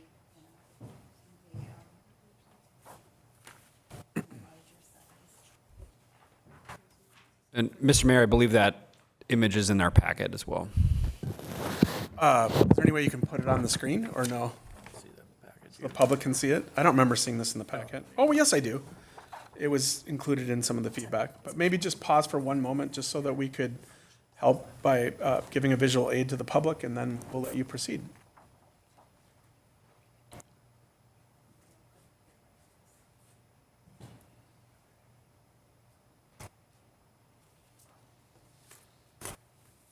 I know it's hard. It'll be a moment if Yeah, the that's fine. Schwalbach wants to proceed. Yeah. Okay. My comments are mostly going to be specifically addressing the implications of the road portion of this application. And it's a question about what's it going to feel like to walk or drive up or down this proposed road between these retaining walls? And what also might it feel like when you look from the top of the walls down into the road below? To calculate these answers, I hired a landscape professional to create a cross-section to scale from the submitted site drawings. And the section is drawn at the point nearest to the neighbor's house to the west, at exactly that cross-section. What you will see is a difference in the opinion of what the height of the wall is. At that particular section, the wall is 12 feet above the road grade. It's at 9, what does it say here? Here, you can have mine. 12. Sure, just so it's easier for you to reference it. Because I can see it on the screen. It's at 968 at the top, current grade as it exists, and the road is at 956 feet. And the road, to build the road is going to require an additional 2 feet of excavation to provide the footings for the road itself. And the width is going to be 70 feet of excavating that includes the right-of-ways on each side and the extra width for construction of the engineered retaining walls. And it's important, I think, to recognize that this excavation at this particular point and along this road does not even include the remaining road length, the excavation for the cul-de-sac, and the holding ponds.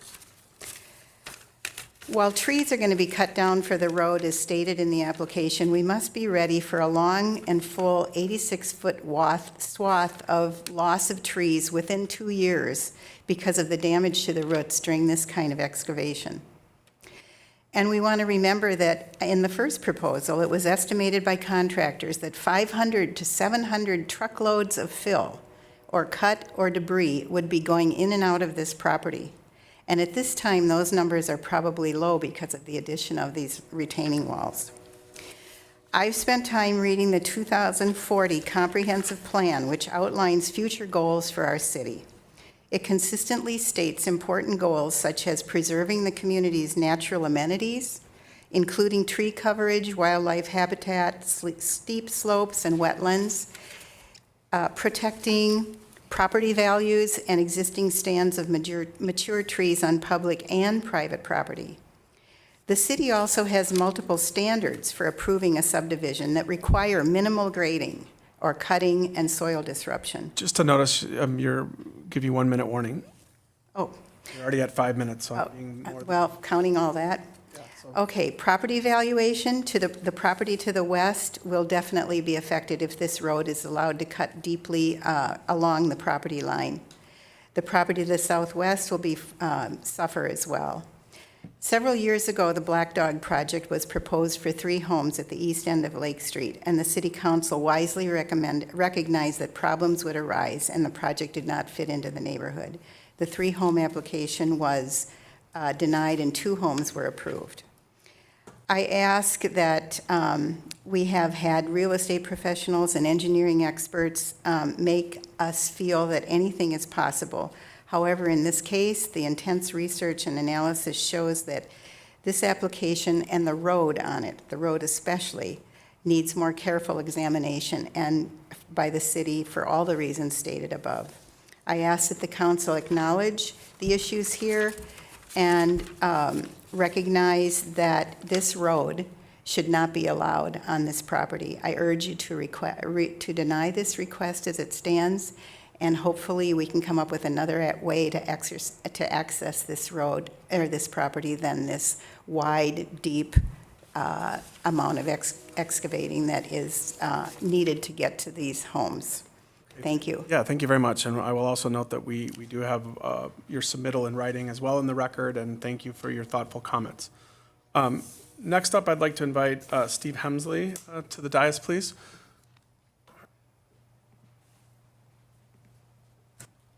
Good evening, thank you.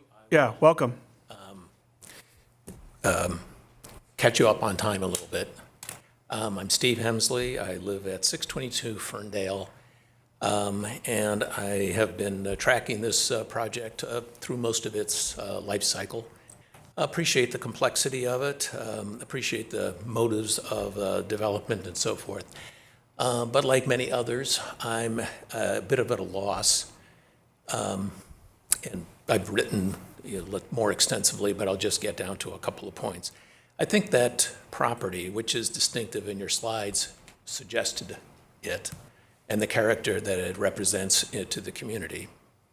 The reason it's controversial is because if you just simply look at the scope of the development as proposed, it is hard to imagine that won't have profound effects on the environment and the aesthetics to the community, et cetera. And I think most of it really comes down to the introduction of a road. I believe there's 2 living structures on that property as it stands today. We're introducing one more structure. And to do that, we're suggesting a extensive public road be introduced into a property that is very unique, very sensitive, impacts other neighbors, and impacts the environment and the character of the community. I don't know why I would ask the council to engage with the developers and look at an alternative that just presents a more conservative approach that doesn't involve a road but could provide sufficient access to maintain the character of that property, accommodate the development ambitions around the three properties, and engage in that way. So I think the road is the thing that seems to me that does the most potential harm to that habitat and to the community. And I would ask you to reject the proposal as it stands and consider an alternative that just approaches this as providing access to three residential properties, sufficient for them to develop the property, maintain its character, and achieve the value they want to. Thank you. Thank you, Mr. Helmsley. Next up, I have Phil Soren, please. Welcome. Thank you. So Phil Soren, 532 Ferndale Road West. And unlike Mike, I am a permanent resident there. That is our house. It's not our summer home or something like that. So, so first of all, when the second plan came out, my initial reaction was, let's check it out here. And to check it out, there wasn't any rendering to look at what it would look like. So I stood in my driveway and looked at what it was going to look like here. And after I started putting things on the property, I was a little shocked and a little worried then. And I think as I look back, this plan is driven by three things. One, 3 lots, and the subdivision code requires 200 feet of street frontage for each lot, so that already causes some complications. It's not a place in Eden Prairie or, Shakopee or something like that. And then finally, I think the applicant did a good job of trying to make sure there's no objective variances that would cause the city council to be approved there. But I think it's led to some unintended consequences that I believe don't meet some of the subjective parts of the code here. And you've gone over a lot of them, the 526-foot road, the 60-foot wide swath that's going to go, to dig it out, the right-of-ways, all that type of thing there. We haven't talked much about the ponds. The pond is going to be right across the street from my house there. It's 100 feet by 45 feet. I talked to Samantha about it. I don't know. To me, it's just a bunch of rocks. I don't know what a rain garden is going to look like. She promised it'll be beautiful, but I don't have any rendering of it there, so that's a pretty scary thing there too. The retaining walls and a tunnel, that was scary also as I looked at some of that there. It just didn't seem to fit the character of the thing here. So it's kind of interesting as I looked at the my new vision of this lot here. All the action is kind of interesting is on the existing residents' properties. So the bird songs over here has a lot of impact on their property. We have a little bit, but the whole frontage interface with Ferndale Road West is covered with either a pond or a road now. So it is a big impact to our community here, I think, there. So as I looked at this in my new visual, I just said... 1 minute warning. I'll be done in 1 minute. Thank you, sir. So my request is that you table or deny the request. And I really consider the following, consider a subdivision variance for a less invasive private road or driveway, leveraging the existing driveway there. I brought this up to Samantha every time we've met here. And take a common sense approach that I think actually will save the applicant a lot of money, not having to build a road, not having to replace as many trees, the utilities, not put ponds in. So I think it'd save them a lot of money. We have a nice turnaround for the fire department at the top so they can be happy there. I think if you'd have a respectful, tasteful plan, I think you'd have support from the neighbors and the community, and there'd be much more positive there. In addition to that, save a lot of trees, the topography, a lot of traffic, and help the bird songs out there. So that's kind of my comments there. Thank you, Mr. Soren. Last chance if you want to fill out a card. Otherwise, our last individual, I'm sorry, I'm having a hard time reading your handwriting, but Craig Bentel? Okay, so you're going to decline speaking? Okay, so for the record, we'll withdraw Mr. Bentel's. So we have no more blue cards. So next, we would turn it back over to the council for deliberations. And I guess I'll give a chance, because I know you look like you wanted to say something. Is there anything that I kind of cut you off? Is there anything else you'd like to enter into the record, Samantha? Okay, are there any other questions that came up from the public comment that want to be asked of staff or the applicant?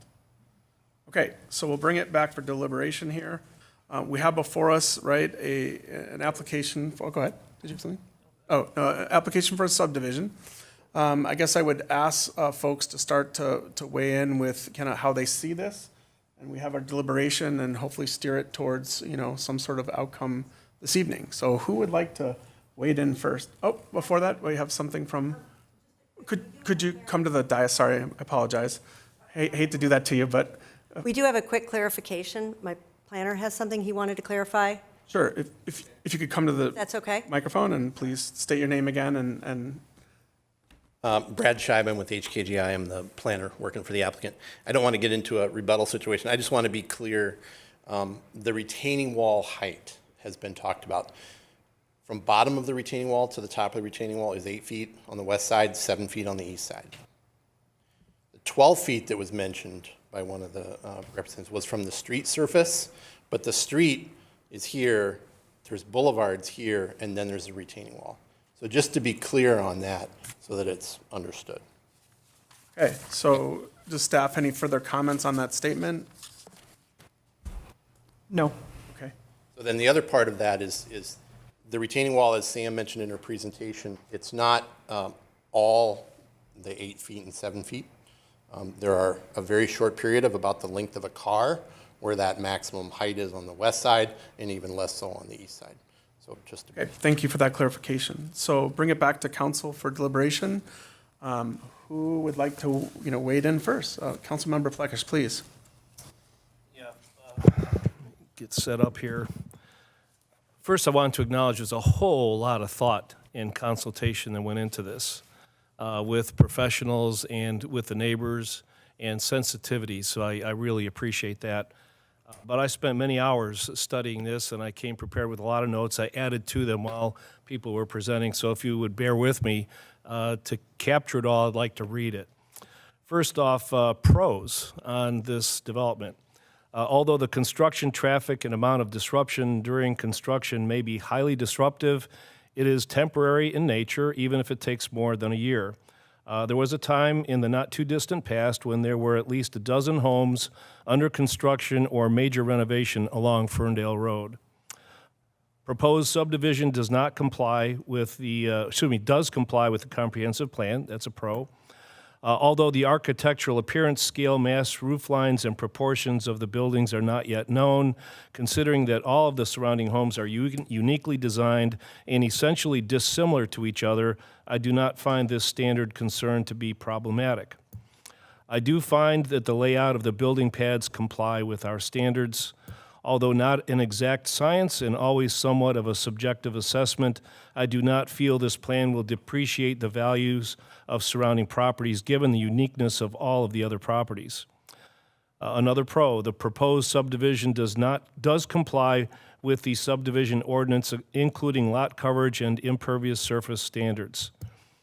The plan has been designed such that future variances would not require any anticipated variances for the construction of a home by the new owners. Another pro, it seems that all three of the current owners have a very sensitive and relevant background to a project like this, including the environment, sustainability, landscape architecture, and watershed wetland conservation experience. And there is a history of developments that seems to support this plan. Now, some concerns I have that are neither pro nor con. Shoreline setbacks are not a concern now, but the plan is such that it could be an issue down the road, although I think that was kind of addressed here tonight. It is unclear to me that the building pads preserve sensitive areas such as wildlife habitat or mature trees to the extent I would like to see, but the EAW, city staff, and planning commission all seem to be okay with it. I do disagree with the EAW quotation on page 89, which I'm reading here. The proposed project is not expected to generate traffic during construction of the residential dwelling units. The project construction may cause minor traffic inconveniences to roadway where on Ferndale Road West, but it still have no effect on traffic congestion or impact the regional transportation system. I actually don't find that to be accurate. The amount of dirt removed and the stream of trucks during that time will indeed have an effect on traffic and congestion on Ferndale Road during that time. However, I suspect it will be somewhat short-lived. Now, some cons. Although the pad locations may minimize filling and grading, the public road going in does not. It does seem to me that this plan adversely affects the scale, pattern, and character of the immediate neighborhood. And I'd like to read some more from page 88 out of our packet, which says here, under character, the term character is imprecise, and as such it is difficult to objectively define in order to assess or determine impact. However, elements that can be objectively quantified include, and there's a bunch here, but the one I'd like to highlight is traffic. So visual resources, the project will this is in our packet here, the project will maintain the visual buffer of the trees and bluffs surrounding PB Pond as shoreline and city setback and bluff regulations preclude tree removals and grading in those delineated areas.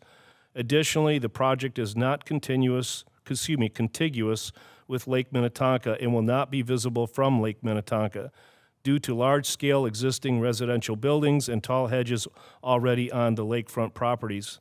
And further down, the road that will be placed on the property is consistent with the city code and as such is allowed. There are several other subdivision roads in the neighborhood, such as Ferndale Woods, Bovey Road, Highcroft Road, which I live on, and Hillside Road. So I just want to read that was in our packet, but the visual impact would not affect the view from the lake, but the new road and tunnel effect is what I call it, from the 2 retaining walls will certainly be visible, and unlike any other road in Wayzata, such as the ones that I just listed. Another serious concern is the steep slope grading, which will clearly disturb a section with greater than 18% grade for the construction of the public street. It is a city-induced issue, not the landowner's plan. So there was a lot of input from many neighbors, including virtually all adjacent neighbors who live nearby on Ferndale Road, but not exactly adjacent, other current and former Wayzata residents who do or had lived here for many years, a few constituents who live in Wayzata but far removed from the site, and even a note from a potential new resident who was looking to build on one of the new lots proposed, along with pictures of his family, including 2 adorable toddlers. There has been a whole lot of interest in this project, which concerns just one residential property. I counted nearly 40 separate letters or notes from people, although several provided more than one note over time. All in all, there were more than 24 individual contributors. This may be the single largest response I have seen over the more than 8 years I've served on council, and it shows how engaged this community is. It was interesting for me to note that all of the input we received from the homeowners who live adjacent to or in the immediate vicinity of this project, about 7 of them, were opposed to this project as presented, even though many supportive letters came in as well. It seems that the further away someone lived from this address, the more favorable the input, although not exclusively so. Nonetheless, the level of interest and passion was quite noteworthy. Some of the letters were quite detailed and well thought out on both sides of the argument. This has been an exceedingly difficult plan to ponder. Given that the Planning Commission passed this plan unanimously, I figured it would be a rather straightforward discussion. However, it was not. I have talked to some of our residents as well as stakeholders in the project. I have studied the arguments and analysis by the Planning Commission, in which I hold a very high regard. I walked the property a few years back when it first came up, and I have recently studied the property from the road in order to envision as best I could what the development might look like, because I have discovered over time that it takes a great deal of imagination and study to realistically understand what a final project would actually look like when finished. I studied all of the provided materials in great detail without bias. I considered all of the data, input from neighbors, and pondered the long-lasting impact of this decision. There is much about this plan that was painstakingly crafted with a great deal of sensitivity by everyone involved. I'm left with 2 concerns. The first is the rather severe impact I feel the public road and cul-de-sac would have on the immediate neighborhood, both structurally and visually. And secondly, our zoning code includes a provision that states, the creation of lots shall not adversely impact the scale, pattern, or character of a neighborhood, and in my opinion, this plan does adversely impact the character of the neighborhood. And because of those concerns, I will vote no on this plan. Thank you, Member Plekish. Who would like to weigh in next? Go ahead. Thank you, Mayor. Councilmember Plekish, you always do your homework so well and do those details. I'm not going to repeat or some of the points, but I shared a lot of the sentiment, especially with the pros of the application and the time, the work, the effort is all very commendable. But I too really struggled with this road and do believe that this would adversely impact the neighborhood. As you spoke about the responses we received for this particular application, it was definitely one of the most we've had, especially, you know, in the last 4 years that I've been here. I was reminded of the feedback we received for a recent zoning study in the R3A neighborhood, which really the neighborhood really wanted to focus on how building our zoning was creating an environment where we were prioritizing cars and garages over character. And I think we got almost 200 responses for that. So the values of the community, I believe, are to value character over cars and roads and garages. So I really struggle with 526 feet, 50 feet wide for one additional lot, for one additional garage. So I too will not vote in favor of this application. Thank you, Council Member. Mr. Sorensen, you're up next. Well, in some respect, I'm probably in between Molly and Alex, and I didn't write word for word what I want to say, and Molly's pretty good at just kind of talking from the top of her head. So I have some notes I'd like to use to kind of walk through my thinking. First of all, in general, it's great to see the enthusiasm from the community and how much everyone cares about their neighborhood. I think in the end, we all want the same thing. And I can tell you, like Alex, I pondered this considerably. I told the city manager today that I used to get paid a lot of money to stay up at night worrying about things and trying to make, you know, our business better, but now I'm doing it for considerably less. And regarding the application, I mean, it's clear that you care about this piece of property, the history you have on this property, the long road you've taken to get here, considerable time and effort and listening and thoughtfulness that you put to this proposal. So I commend you for that. Like many comments, I think there's two different issues here, at least in how you may think about it and evaluate it. One is the lots and development of the lots. And, you know, I think the Planning Commission had it right. I think they focused on the lots and the criteria and the objective criteria, things like complying with the comprehensive plan, pads in areas that preserve the sensitive areas. The combination of the lots shall be respect the natural topography and minimize filling and grading, and on and on. So I think the majority of the issues that the criteria applied to, the lots are in compliance. And the owner of this property has a right to develop this property. So I think we need to keep that in mind. The issue sounds like, for many of us, is the construction of the road and the cut we have, which is significant through the hill. We are exceeding the 18% slope, which still I think is bit vague if that's, should be allowed or not.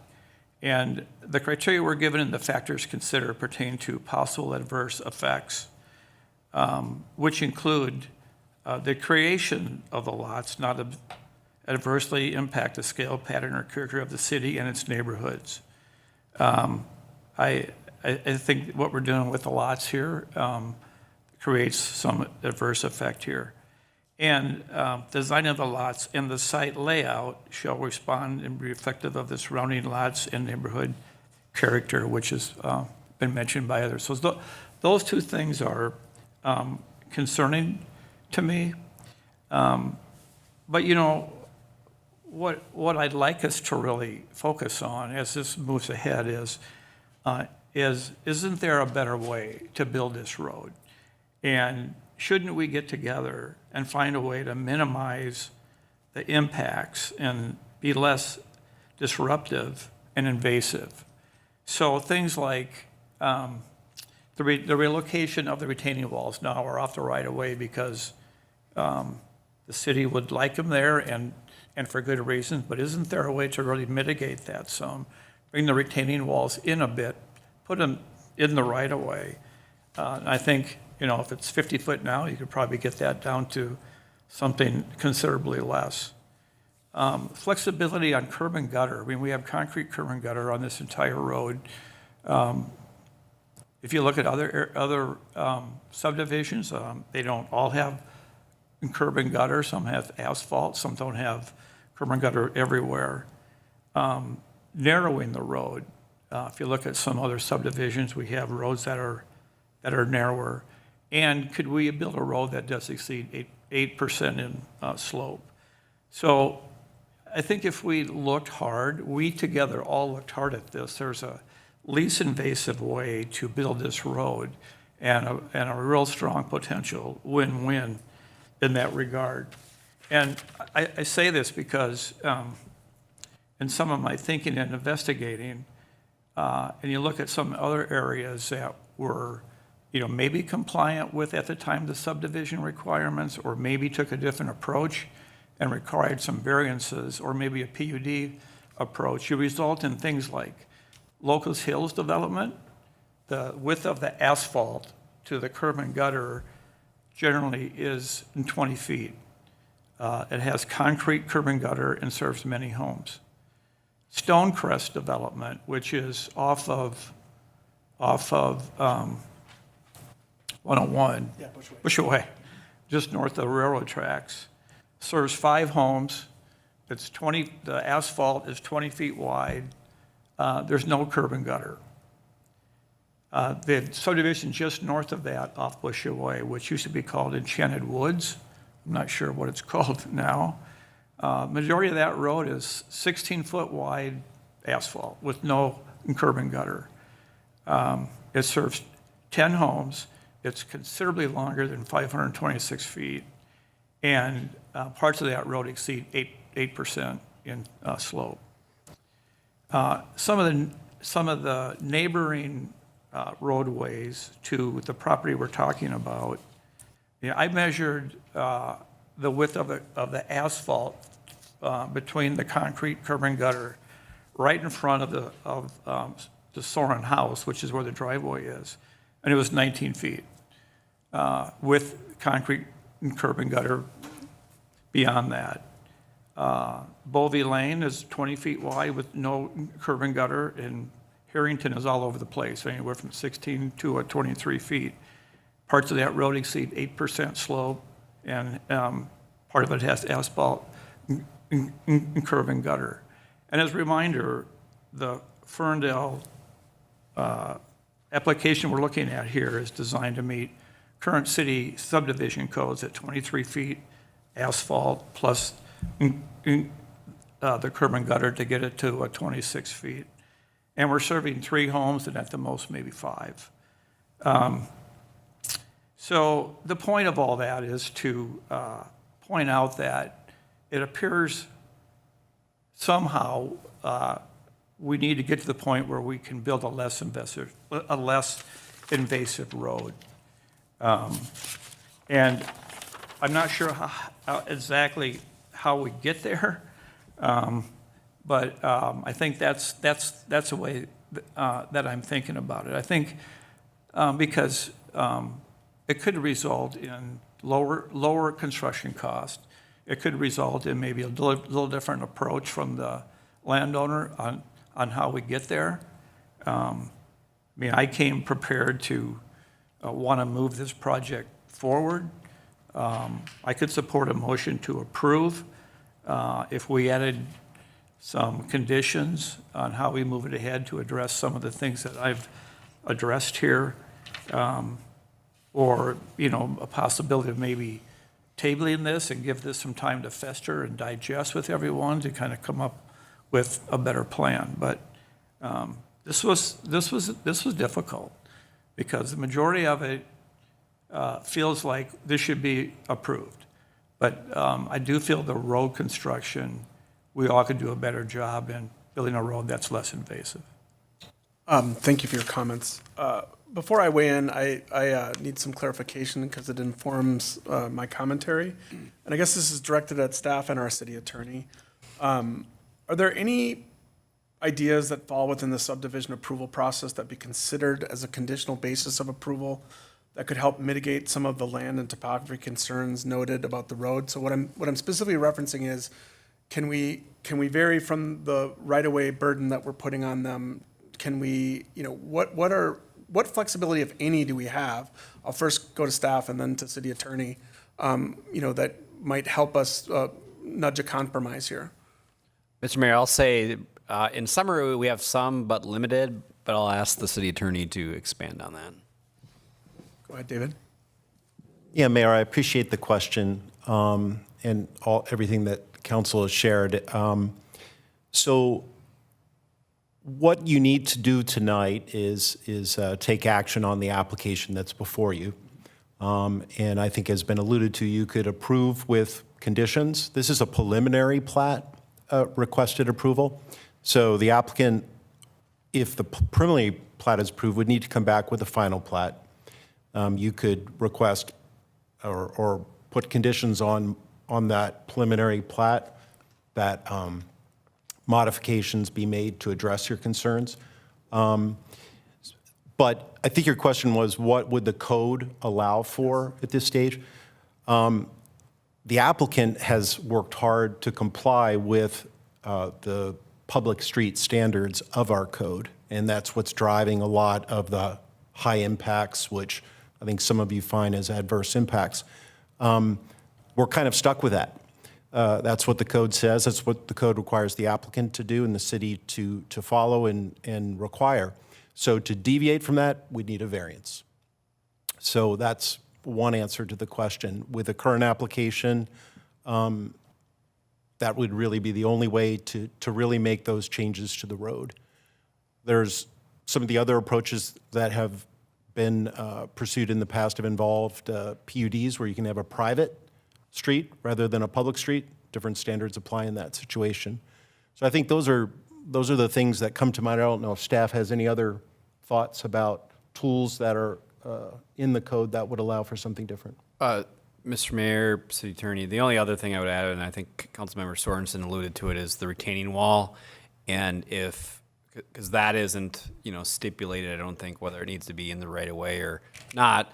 In our subdivision ordinance, if city staff felt comfortable with putting it into the right of way, based on a legal agreement or something, then that could be altered prior to what final approval of this preliminary plat or the final plat. To what level that would mitigate some of the concerns, I'm not sure. We could find out. But that's something I think. Can I interrupt? I just want to make sure I understand conceptually, because I asked a really poor question earlier, which I'll clarify. But when you say have some flexibility if we agree to move the retaining wall out of the right of way to where? No, actually into the right of way. Into the right of way. So yeah. out of where it's currently being shown as on private and push it further to the street. So I guess my follow-up question would be, it's probably for Val or Eric, under that hypothetical, right, and based on your knowledge of the slope, does that give the applicant any benefit of less retaining wall to minimize, because the grades, I don't know, the grade is it lower? And if you push the retaining walls further towards Ferndale, does it somehow potentially, hypothetically, and I'm not binding you this, I'm giving a hypothetical, does it allow it for it to be lower, hypothetically? So to clarify, I think the point that City Manager Dahl is making is more that they would move inward towards the proposed street rather than that they would move south Okay, towards so they Ferndale. move closer to the road. So taking this sort of channel that we're looking at and making it narrower. Okay. I don't see the height of the retaining walls changing significantly in that scenario, just because the hill is massed the way that it is. It could end up reducing to some degree the amount of cut in terms of truckloads that has to come out of there. But the other big thing to consider is that, one, there are always going to be considerations related to the fire code, regardless of this, if this is a PUD or a subdivision application. And second, there are other uses for the portion of the right-of-way right adjacent to the street for city purposes, such as, servicing utilities and all those sorts of things. When you move the right-of-way, when you move the retaining walls into the right-of-way, you start to lose access to that area right next to the street, because now that area is, potentially anywhere from, 2 to 8 feet above the roadway now. So some considerations there, but you could potentially gain maybe a few feet. So that's sufficient to allow me to make my comments, and then maybe that idea might trigger something else, but let me at least weigh in with my perspective, and then we can come back to this. So I too have studied this deeply. I think I've talked to on the phone or met in person with at least 15 of the 30 folks, plus the applicant twice, studied this, did all the legwork, walked the property. It is challenging, but as a policymaker and as a decision maker, you're weighing two things: the objective criteria and the subjective criteria. And you're trying to balance, that pendulum of does it meet the objective criteria, and then subjective is harder to interpret and apply. I don't think anyone here says that the objective criteria for the subdivision hasn't been met, and I think it's being obvious here. The public road is a condition of our own code. They didn't come up with a public road as their desired way to address this. Our code drove it. And this isn't a new issue in the estate district. In the time that I've been doing this, many of the properties you referenced actually are private roads. Some of them got from public roads to private roads through litigation. Some of them, oh God, I hope that doesn't happen here, but the fact is, the applicant has a choice, right? The choice is, do I proceed through the objective standard of meeting the subdivision code, or do I choose a PUD, which offers more flexibility but is fraught with more challenges, shall we say, in coming to an agreement that both parties can live with. So they chose the objective criteria road, and it met our standard. I mean, I don't think anyone can say that it does not meet the standard, point by point, it's there. So then you go to the subjective criteria, and is the subjective criteria enough to put a finding of facts in place to deny, right, to grant a variance, to table, to approve, or to approve with conditions, right? Those are options: approve with conditions, deny, table, or approve of the variance, right? And so what I'd like to see us talk about, we have 4 council members, right? So we need to come to some sort of consensus. If you just nose count based on comments, well, I haven't even given mine yet, but I'll tip my hand. I have a hard time sitting here and saying, boy, because of subjective criteria, we're going to say no. Our code dictated this. You followed our code. You spent a lot of time and energy and money. And then for us to sit here and say, well, sorry, but we're just going to kind of look the other way and say, sorry. So I'm thumbs up as is, not because I don't have empathy for the neighbors. I have met with you. I've studied this. I have profound concern trying to think about what it would be like to be looking at this and whatnot. But my job is not that. My job is to look at the objective criteria and determine based on that. And so I would be a thumbs up. No's counts 3-1. However, there's a second part of our assignment here. If we are to deny, we have to have a finding of facts on why we're going to deny. And I want to make sure that we go through that. I think our other options, correct me if I'm wrong, David, we can table. We can, as long as we don't run out the clock on ourselves, we can approve with conditions. We can look to create a variance and go through that process. So I know each of those has its own set of criteria, and I'm happy to have you guide us on each of those options. And then I'd look to my counsel here to say, if we're going to go the denial route, okay, what are our findings of facts? Yes, Mayor, that's a good outline. A couple quick footnotes to it. There isn't a variance on the table now, so we couldn't act on that. We couldn't grant that without the applicant going through. But that you're It's a correct to potential it. scenario. That's right. That is an option for changing the requirements for the public street. Procedurally, where council is at right now, and it's a little tricky with 4 members too, but if you, as a council tonight, decide to go in a different direction than the recommendation from the Planning Commission, for which we have findings of fact, and we have a draft resolution, my advice to you would be to direct staff to prepare an alternative resolution to deny the application with findings that will support that. And we would ask you to articulate those findings better, and we'd bring that back at the next meeting or the second meeting next month. Alternatively, somewhat similarly, if council feels like this application could benefit with some dialogue with the applicant about some of the concerns you've articulated and other potential options for addressing the issues with the roadway, you could table action on this for a cycle or two to see if that bears any fruit. I think we're okay with the timeline under which we have to make a decision on this. That's your other procedural option.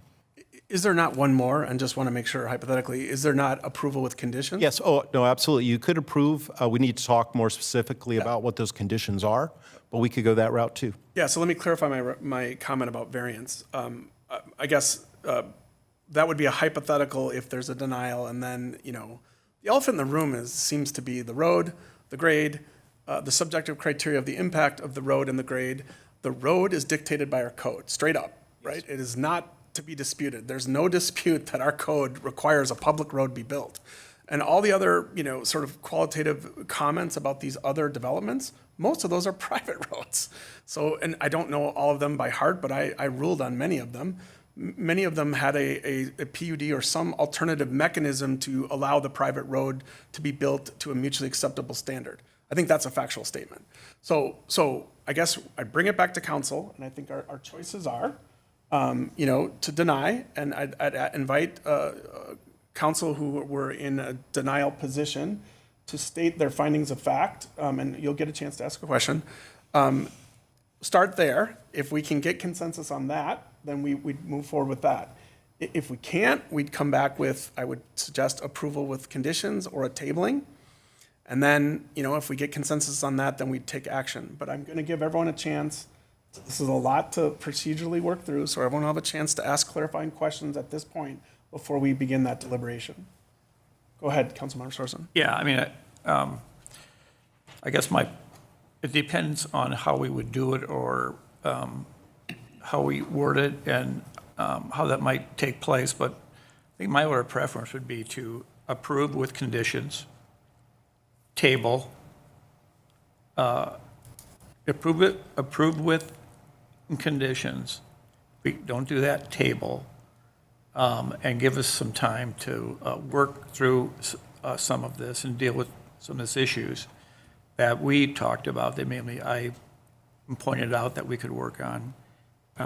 Anyway, that would be my, Okay, but it depends on just, I think, the details of what the conditions would be, No, for how sure. effective they would be in trying to accomplish what we're talking about. So at least in the options that we have before us, your preference would be to work through a deliberation process to approve with conditions or table to try to find a path with the applicant. That's your preference.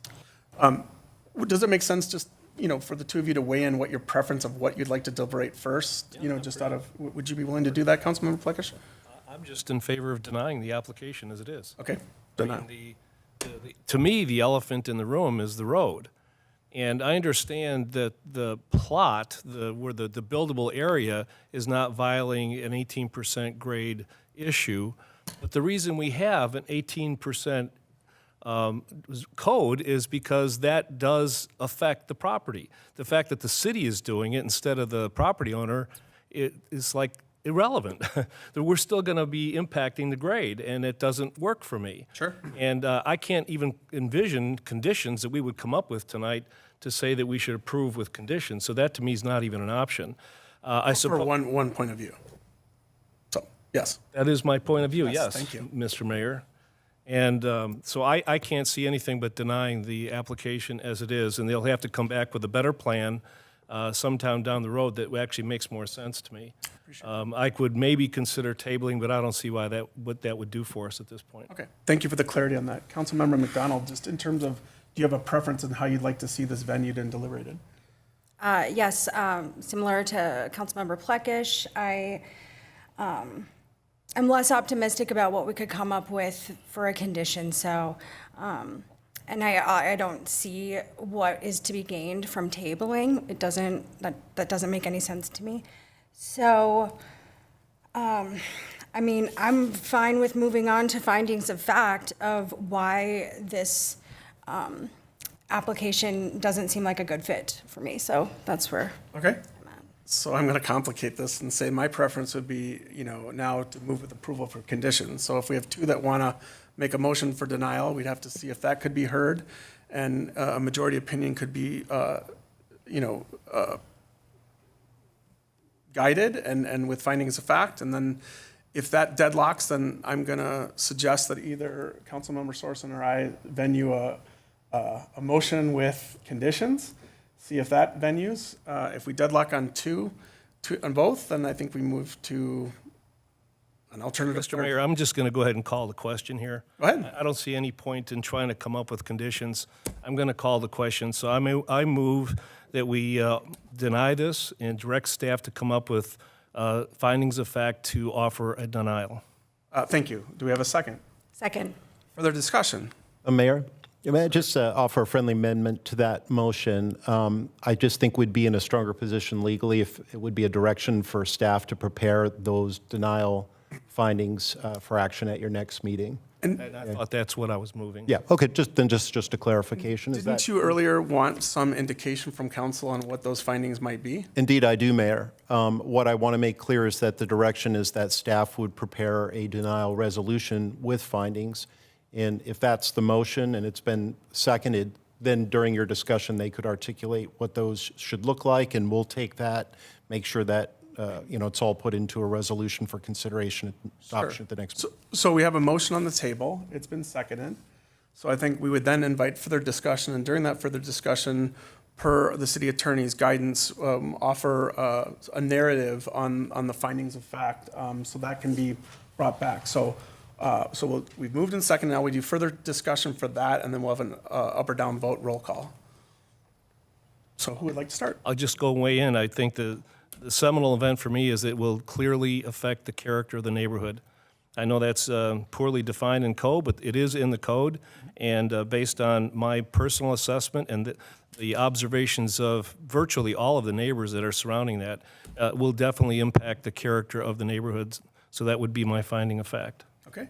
Would you like to offer anything else to that? I can offer some agreement to that, which is that I do think it would adversely affect the character of the neighborhood. And I think that, we're sitting up here and we're elected by the community, and I really do believe that that's what's most important to the community. And we've gone through several applications, several deliberations on those applications that, in my opinion, tell me that's what the community appreciates and values the most. Okay, is that sufficient, City Manager? Mr. Or, Mayor, City Attorney? I mean, I think there were specific items that are in the staff report that came up that might be helpful to articulate in terms of the slope, trees, and others. I think I would prefer a little bit more description before we take a vote. I wrote down some notes that Perfect. it's not really preserving natural amenities. I'm very concerned about the tree loss and the adverse effects to the bluff. I'm concerned about the adverse effects to the neighborhood with the stormwater pond. I'm worried about the neighbor's property value, who is going to have a loss of, I think it was, I just want a point of clarification. Financial 600 consideration cannot be a finding of fact, correct? That's definitely true in variances, Mayor. I think possible adverse effects is the key, as well as the criteria in the subdivision ordinance. You know, I think we have what we need based on the testimony that you've reinforced here and what the two of you said earlier, that we could craft a finding of facts in that draft resolution should this motion pass. Okay, just wanted to clarify. Okay, so we have moved and seconded for a denial. So with the guidance provided by Councilmember Plekish and Councilmember McDonald, clarified by staff, clarified by city attorney. So I would ask the manager to call a roll call vote for the denial. Councilmember Sorensen? Nay. Councilmember McDonald? aye. Councilmember Plekish? I got to make sure we understand what we're voting, ayes and nays here. We are voting to deny this, correct? Direct to What deny. I vote is to deny. Direct to deny. Okay, direct to deny. Did you all understand that? Okay, then I have an aye vote as well. And I vote no, so we deadlock. So our next option then is to entertain a new motion, potentially. So the new motions I would entertain would be to table it. I understand your perspective that you don't think that that will bear fruit, but it is an option before us. The second option would be to have a motion for approval with conditions. So I guess I'll try that and just see how it works. I think we owe it to the applicant to have a full discussion and debate on the pros and cons of this. So I'm going to attempt a motion and see if it gets seconded.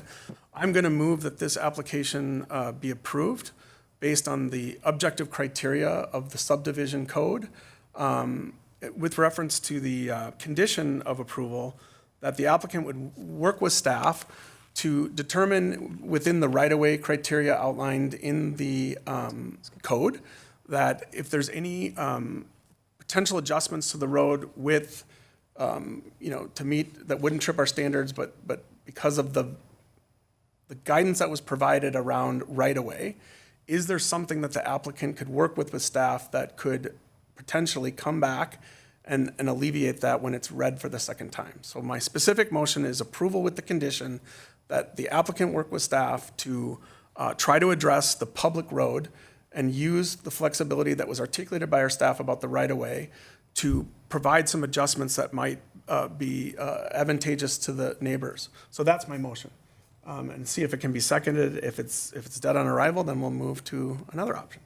So I've moved it. Do I have a second from anyone? Second. Further discussion and guidance from our city attorney. Yes, Mr. Mayor, thanks. If you'd accept a friendly amendment, I'd just say that you're moving adoption of Resolution 625, which is a resolution to approve with all the findings from the commission with the condition you articulated. I think it's essentially in the spirit of what you said. Yes, I accept that friendly amendment. Does my seconder accept the friendly amendment? Yes. Okay, so it's moved and seconded. I'm going to call another roll call vote. Councilmember Plekish? Nay. Councilmember McDonald? Nay. Councilmember Sorensen? Aye. Mayor Mullen? Aye. So we deadlock again. So we could debate this until hours and hours. I don't think our code, tells us how many times we try to deadlock. To try to be efficient, I think I would recommend now entertaining a motion to table this to the next meeting. We don't have a full council, and perhaps the full council might, if we have a full council at the next meeting, might offer a different perspective one way or the other. So I would accept a motion to table this at this time. Mr. Mayor, I'll make a motion to table, but I do know that the next meeting will not have a full council. So my motion will be to table this motion to discuss it at the next opportunity when all five of us will be here. Okay, so we have, city manager. I'm just going to mention that meeting where we hope to have all five are planned to be in attendance would be April 15th, which is a regularly scheduled city council meeting. I believe the application, the 120-day rule expires on the 17th of April. So there would need to be final action taken place at that meeting unless we get a grant for an extension from the applicant. But that would be the last opportunity to act on it. let me play back what I heard and make sure that we're all in full understanding of what's happening and what could happen. So we have a motion on the table to the next venued meeting where we have a full council. And then further guidance was offered by staff to be mindful of the 120-day clock, which by their estimation expires on April 17th. Our next meeting is April 2nd. The next meeting after that would be what? Next meeting is the 1st, and then after that, it's the 15th. First and 15th, so we'd meet that. But the other option would be if the applicant allowed the clock to run. So I just want to be clear about the guidance on the clock. And then we have a motion on the table. So I need a second for the motion on the table.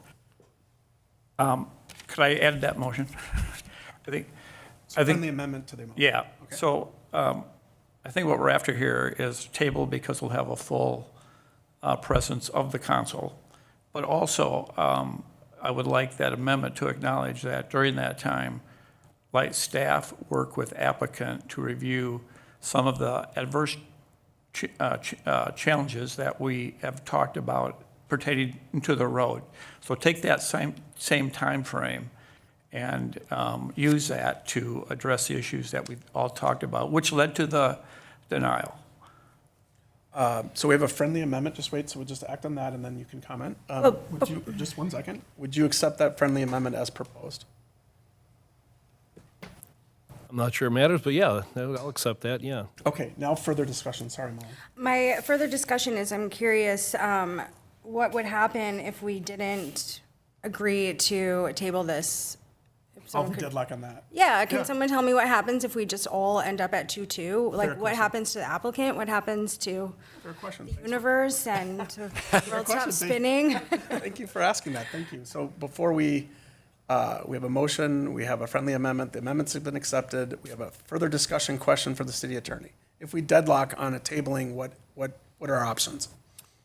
Well, in order for council to act, we need a majority of council to vote affirmatively in that direction. If we go a different direction than the planning commission and the findings made, we really should have in the record findings that support that direction.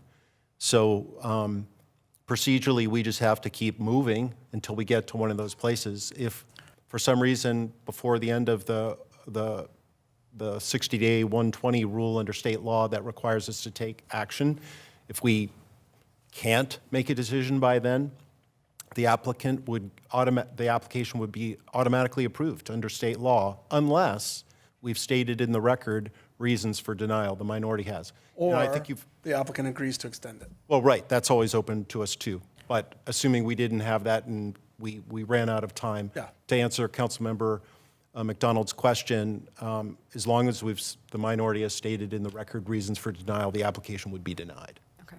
Is that the guidance you were looking for? Yeah, that was the answer. All right, so we have moved and seconded with a friendly, no, we have moved and a friendly amendment accepted. We need a second on this. So it's moved by Councilmember Plekish. You offered Mayor, I believe it was accepted by council. the friendly amendment, but we still need the motion seconded. Oh, So I never heard Councilmember Sorensen say that he seconded. He offered his friendly amendment.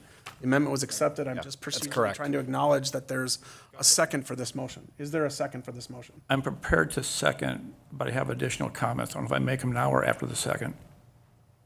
I think you make them now. if they're in the nature of discussion on the motion that's been, I would suggest making, if you agree with the motion, which I think Okay, you did, you all right. offered the friendly amendment, Okay. I'd second it and then discuss. Okay, I will second the motion. Okay, and then further discussion, Councilmember Sorensen. Okay, so, again, I mean, the reason, besides having all five of us at the next meeting, a big reason to do this is make headway on the issues that we're talking about. And there's a lot of things that could happen in the meantime. The application could be withdrawn, they may agree to take a different approach to make headway on some of these issues. Because unless we make headway on some of these issues, we're not going to accomplish what we want. Potentially, we don't know the opinion or the perspective of the fifth council member. So True. I think that's a fair statement for the body that's here, but I don't think we could speculate on another council member's position. I'm not speculating on their position, I'm thinking more about mine. Got it. Fair enough. Thank you for that clarification. Okay, Okay, so so the motion second. motion and seconded. So now I think we go roll call vote on tabling and then see where we go from there. So if we could call the roll call vote, it's motioned by and seconded to table this to our next meeting, or our next meeting with venued 5 council members and with the conditions that the applicant work with the city to try to the best of their ability, neutralize some of the concerns that were addressed in today's meeting. Councilmember McDonald. Aye. Councilmember Sorensen. Aye. Councilmember Plekish. Aye. Mayor Mullen. Aye, it's tabled. So thank you for everyone's patience this evening. I know this is complicated, and I hope that you see that your council is truly trying to deliberate all sides of this and trying to find a path forward. I'm going to suggest a 5-minute recess because we've been at this since 4:15 today, and just a 5-minute one-function break, and then we'll return for the next item. So we return to here at 9:30, please. And if you guys are going to have discussion, if you wouldn't mind taking your discussion out into the lobby so that we can continue on with our meeting at 9:30. And thank you for all being here. I appreciate all of your comments. We're adjourned.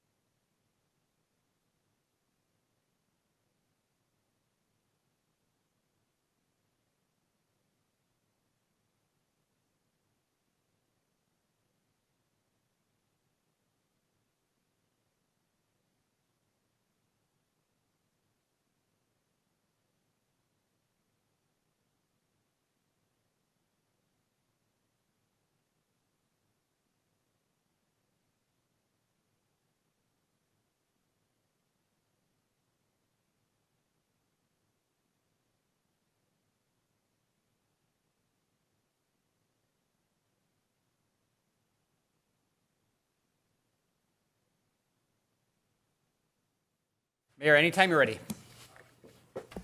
So we are back in session, and we're going to move on to the next item on the agenda, which is consider approval of a seasonal lease agreement with Tonka Boat Rentals LLC for boat rentals at the Community Depot docks.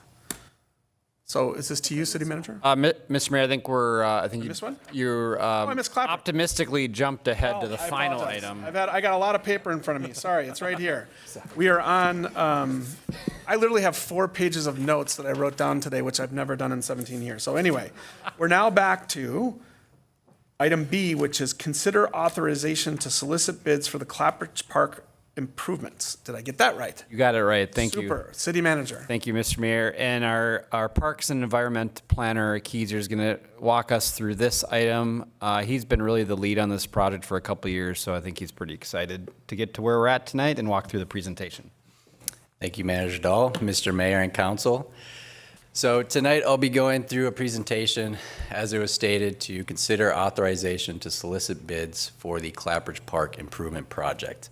I'll go over a bit of background as to how we got to this point, and how we got to this point here tonight, and then go over the construction documents themselves, and then go over a little bit of the bidding process and construction timeline that we are proposing. So to start here, just to get a little bit more context of Clapper Park itself. So you can see here in this image is the entire property.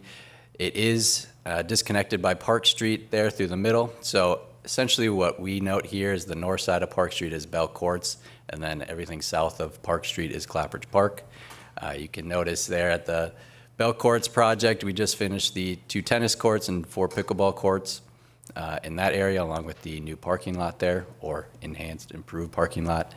The main project here tonight for Clapper Park is essentially everything south of Park Street there that we'll be going into. So to go into this background here, really going back to 2019, the Parks and Trails Master Plan was approved, and in that master plan there was a concept plan associated with the Clapper Park improvements that I'll show here in a couple slides just to give a little bit more context. And then fast forward to October of 2022, the staff and the Parks and Trails Board went to a council workshop to, at that time, look at a update to the playground itself. And in that workshop, council directed staff to take a more holistic, comprehensive look at Clapper Park and the improvements proposed, and bring forward a recommendation for that plan. Then in March in 2023, council approved agreement with WSP and HCM. We also have representatives from both those firms here tonight that we've been working with on the construction documents as well. But essentially that agreement was to go through the design plan and construction document plan as well. Then in the September 2023 workshop, council reviewed the preliminary design plans, provided some feedback and input on those plans. And then in April of 2024, somewhat of the same thing, council reviewed the design plans and provided feedback. And then some of the more recent meetings in July of 2024, council approved the final design of the Clapper Park improvements and directed staff to create construction plans for the proposed improvements. And then in January of 2025, at the council workshop, council then directed staff to finalize the construction documents for all aspects of the project, which are included in the packet here tonight and we'll take a look at. So the overall objectives for the project, as we noted in the existing conditions, really the western side of the portion of the park, we are looking to activate and enhance. And then the eastern side of Clapper Park, the goal was to keep it more natural and quiet. Some of the more specific objectives were to facilitate a more year-round usage. Right now it's not necessarily used probably to its fullest potential in the warmer months, but it is heavily used during the winter months at this time. Also create an ADA accessible park. Most, if not all, of the amenities in Clapper Park are not ADA accessible, including the playground and warming house. So this project fixes that and creates ADA accessible amenities. Another objective is fix headaches. You know, one of the biggest headaches is the winter flooding. You'll have around just over 20 inches of ice on one corner of the park, and then 6 to 8 inches of ice on the other corner of the park. So fixing that will help with maintenance and flooding the rink in general, but overall fix those types of headaches. And then connecting the upper and lower park, like I noted, Bell Courts and Clapper's Park, one of the goals or objectives was to connect those two areas as best we could to allow that connectivity. So as I noted, this is actually the concept plan that was incorporated into the Parks and Trails Master Plan. So you can see a lot of different proposed improvements were incorporated into that concept plan. And really this is where we started with the discussions with the Parks and Trails Board to create a updated concept plan or design plan, which is shown here.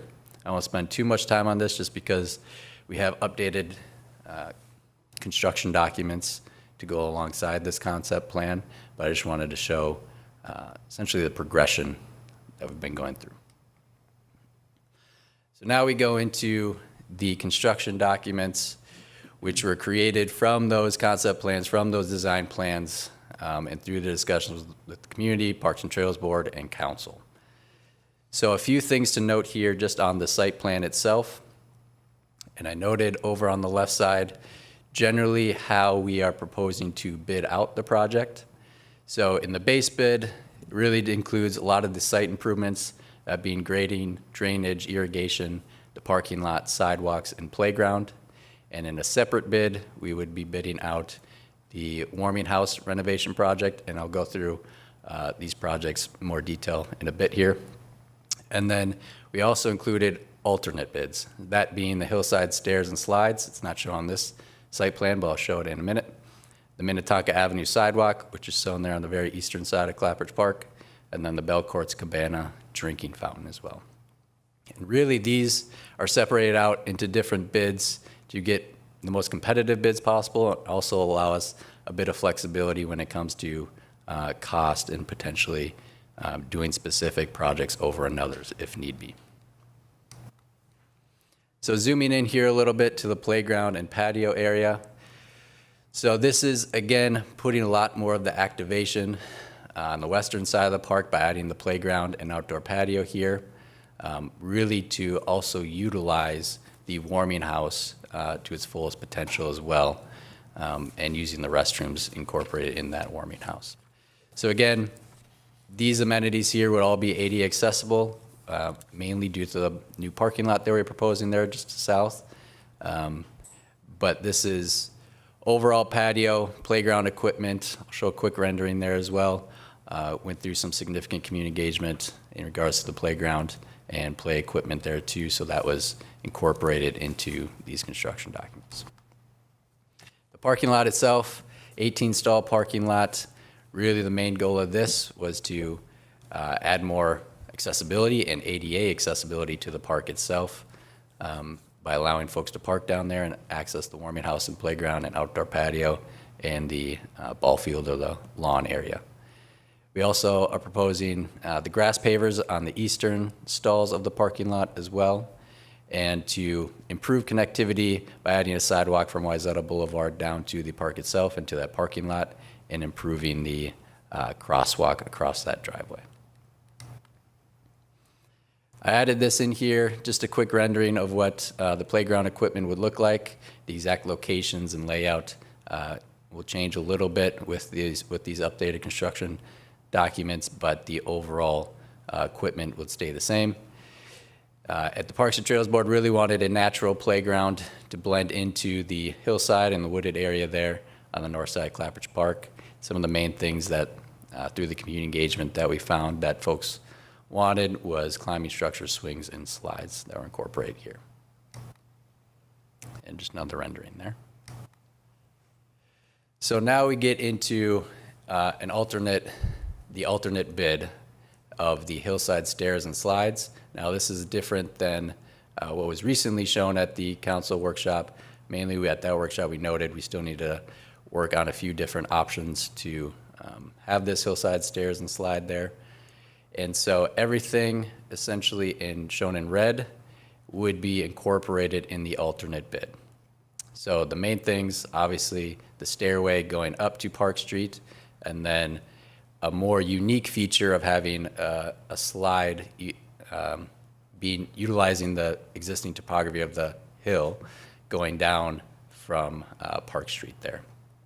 And one of the reasons for the additional sidewalk is that when we incorporate a slide on the hill, we need to have a similar like experience of play equipment that is actually accessible to all.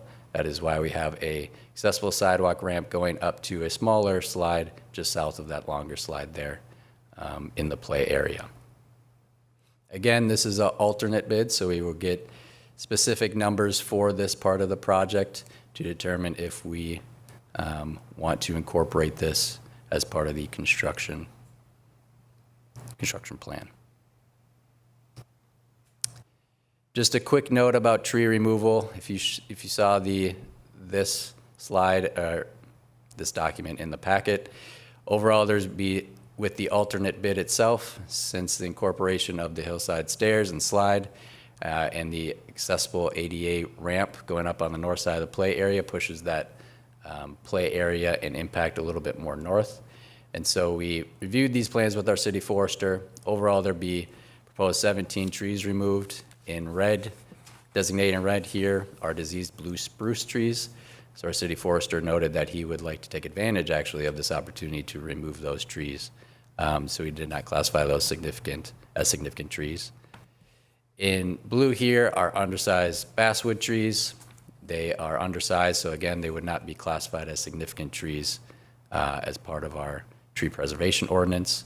So the only significant tree that's proposed to be removed with that alternate bid would be an 8-inch hackberry tree. Overall, we're allowed to take, with this type of project, 10% removal of significant trees, so we'd be significantly below that requirement.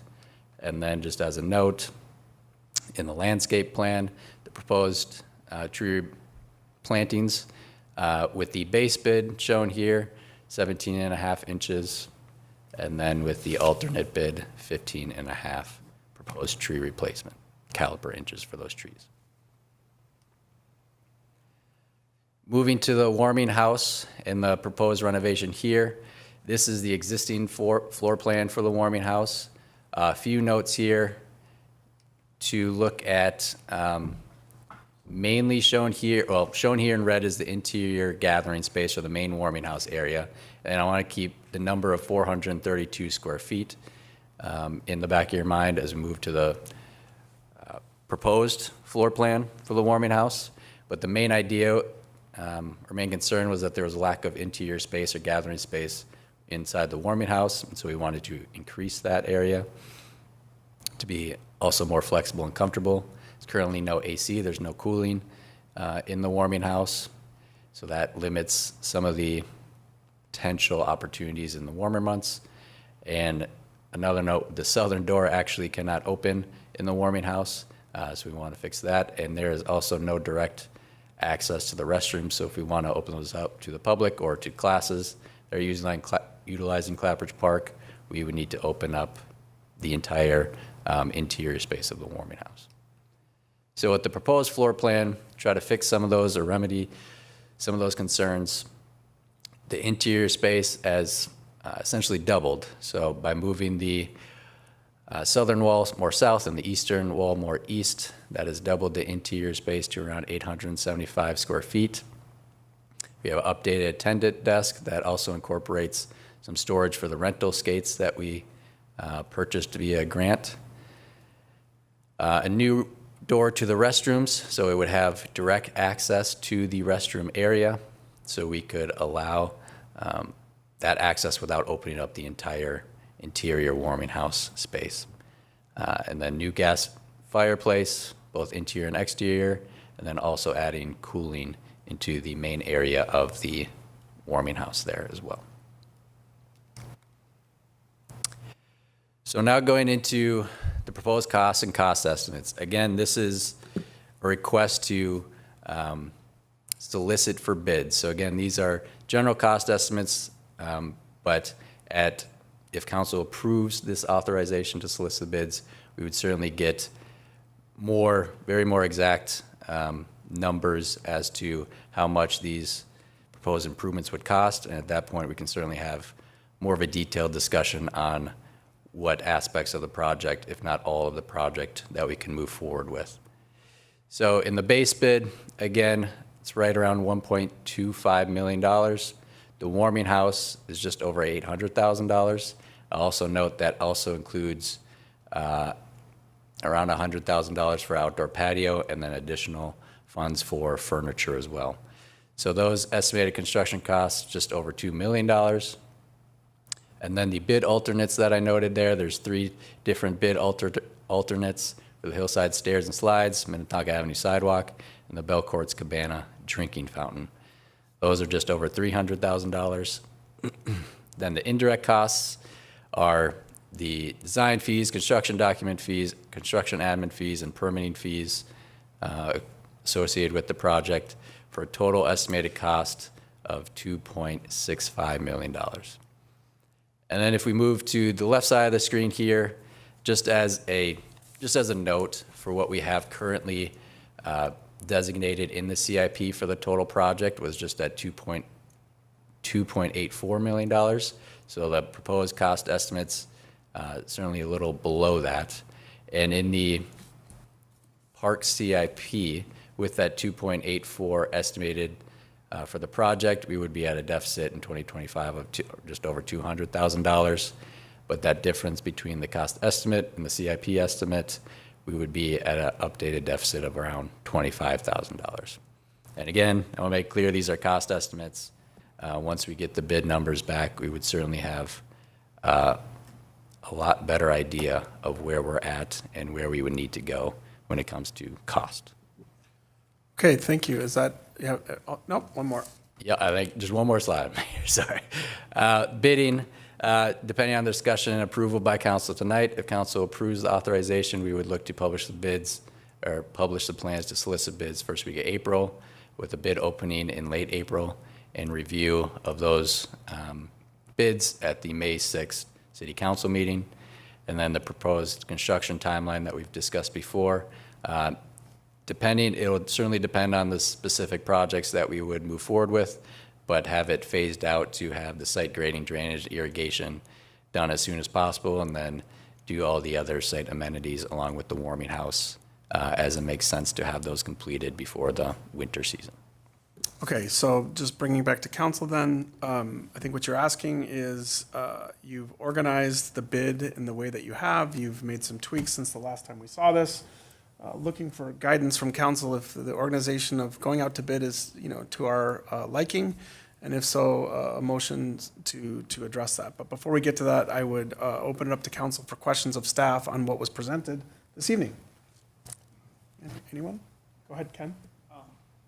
Just a couple comments and maybe questions. The hillside slide, I know it was by others. I mean, look, what is that? Just a long, straight, go fast slide, or? Yeah, council member, good question. More or less, yes. And we would be working with Midwest Playscapes, who is the proposed playground vendor for the rest of the play area as well. And so they created these plans, essentially be a custom slide. It's around 18 feet, that slide, to go down that hill. Oh, the big one's only 18 feet? Correct. Oh, that's about twice as long, but, okay. You're just dreaming. I know, it's like an adult slide. Just to comment on schedule, because all this work is subject to weather, right? It's all gonna be weather work. I mean, my only input would be, let's build some contingency time in our schedule. Let's not schedule this thing to be tight, because if we don't get done, we're gonna have winter issues, and it's gonna cost money, it's gonna not be good. So my suggestion is let's be a little conservative when it comes to our bid durations, or our schedule durations to get the work done. And then my last comment would be, what do we do to hustle to get bids? And how many bids would you say is a good number of bids? I might actually look at one of our consultants who've worked on some of these projects before to see if they have a better idea of that type of work. Just state your name and who you represent, and then answer the question as presented, please.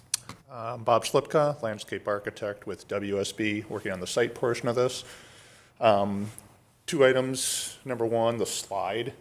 The slide is 18 vertical feet. Thanks. So it ends up being about 40-some feet in length end to end. There you go.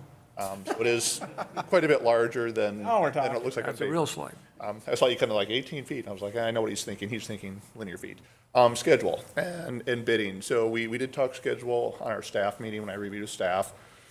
I'm very comfortable thinking if we do get this to bid and it's awarded in early May, we'll have a contractor really starting probably mid to late May, depending on their aggressiveness to do this project, which would put a completion date in early fall. It's just, I think, in talking with Mike and Nick and other staff, we feel it's very doable from a site standpoint to get in, get the main lawn area, if you want to call it that, completed. I would see a park project like this. What we're seeing right now, kind of in the industry, is there's, I would say, anywhere from about 6 to 12 contractors that are aggressively bidding our park projects for something of this scale and magnitude. There's larger projects that are more specific to one contract, and there's really small kind of maintenance projects that are specific. But on this kind of $1 million-ish on a site project, like I said, there is probably, I would say, somewhere about 8 to 12 contractors. Could be how many bids you would potentially see on this project. So you think we'll get that many bids?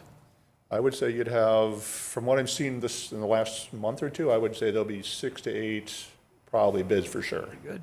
It's always hard to guess on timing and schedule, but that'd be kind of where I'd be, no less than about 6 to 8 probably right now. Yeah.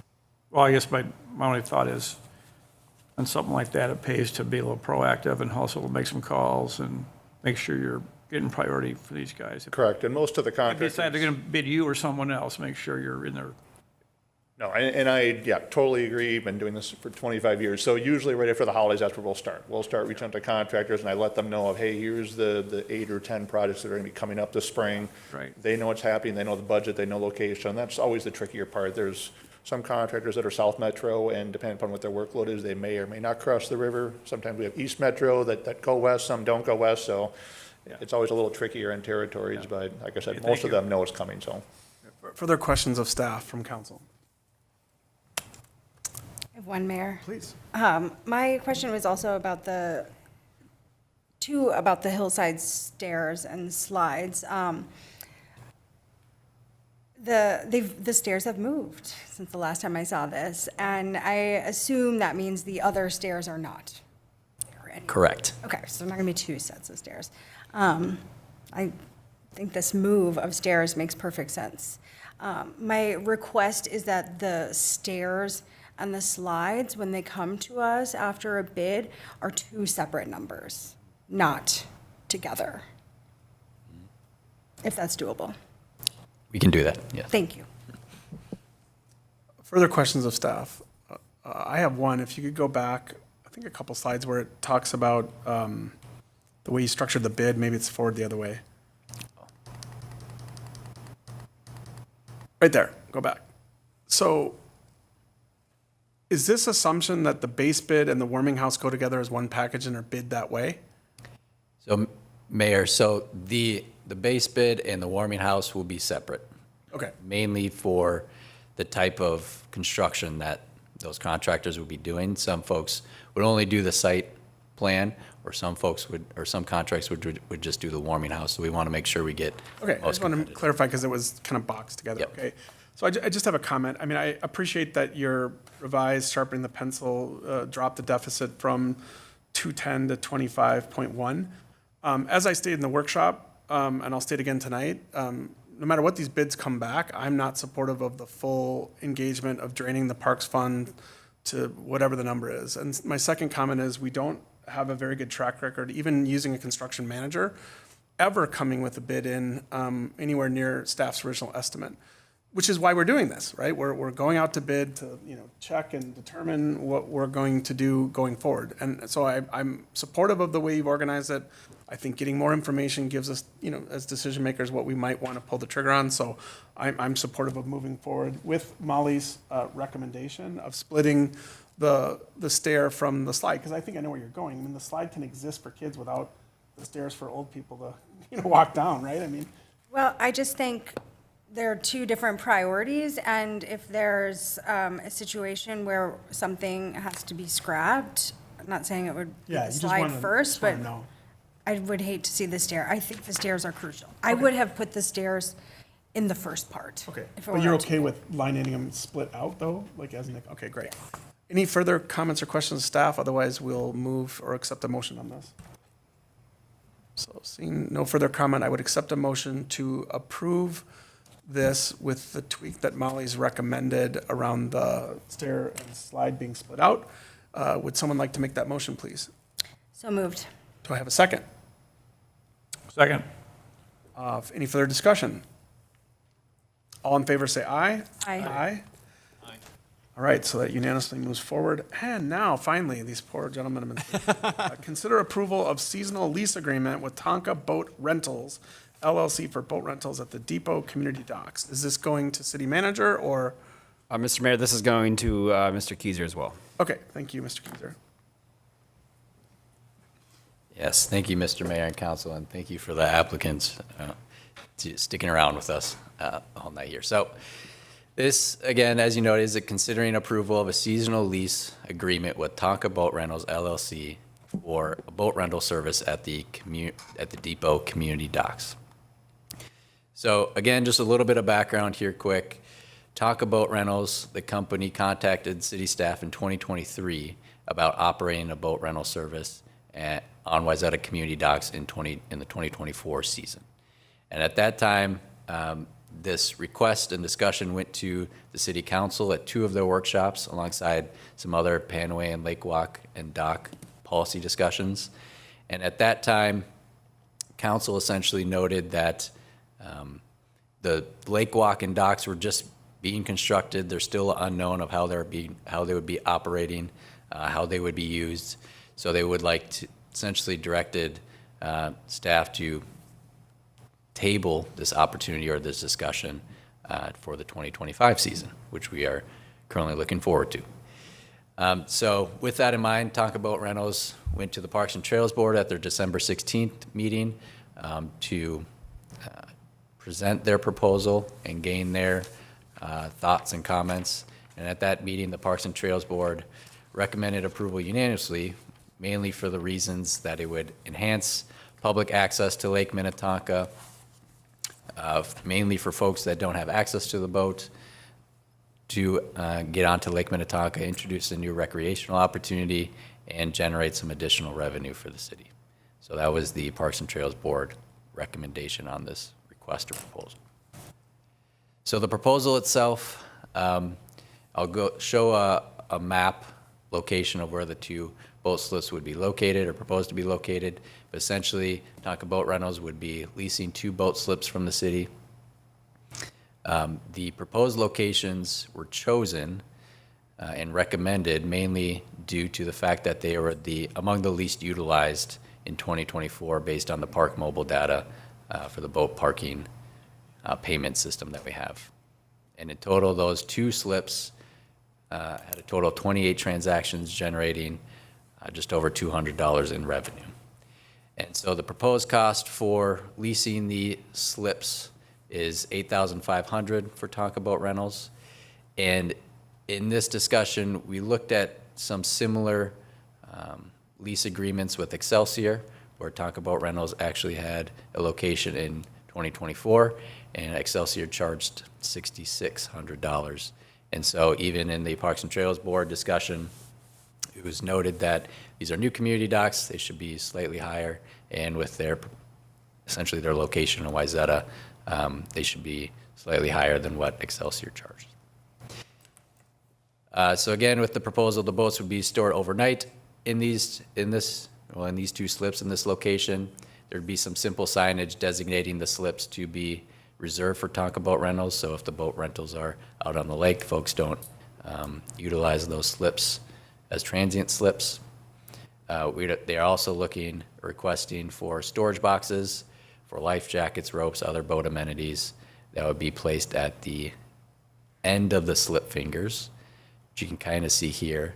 And mainly, we were looking at putting the storage boxes at the end of the fingers to stay away as much as possible from pedestrian traffic and folks utilizing the docks.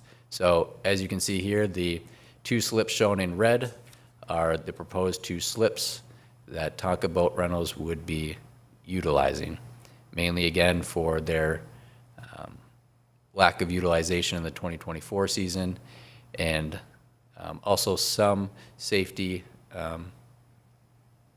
improvements to have a kind of a wave break for those boats going in and out from the docks themselves.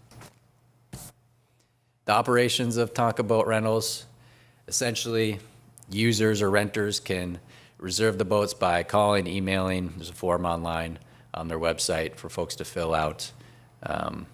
They currently have 5 boats available to rent.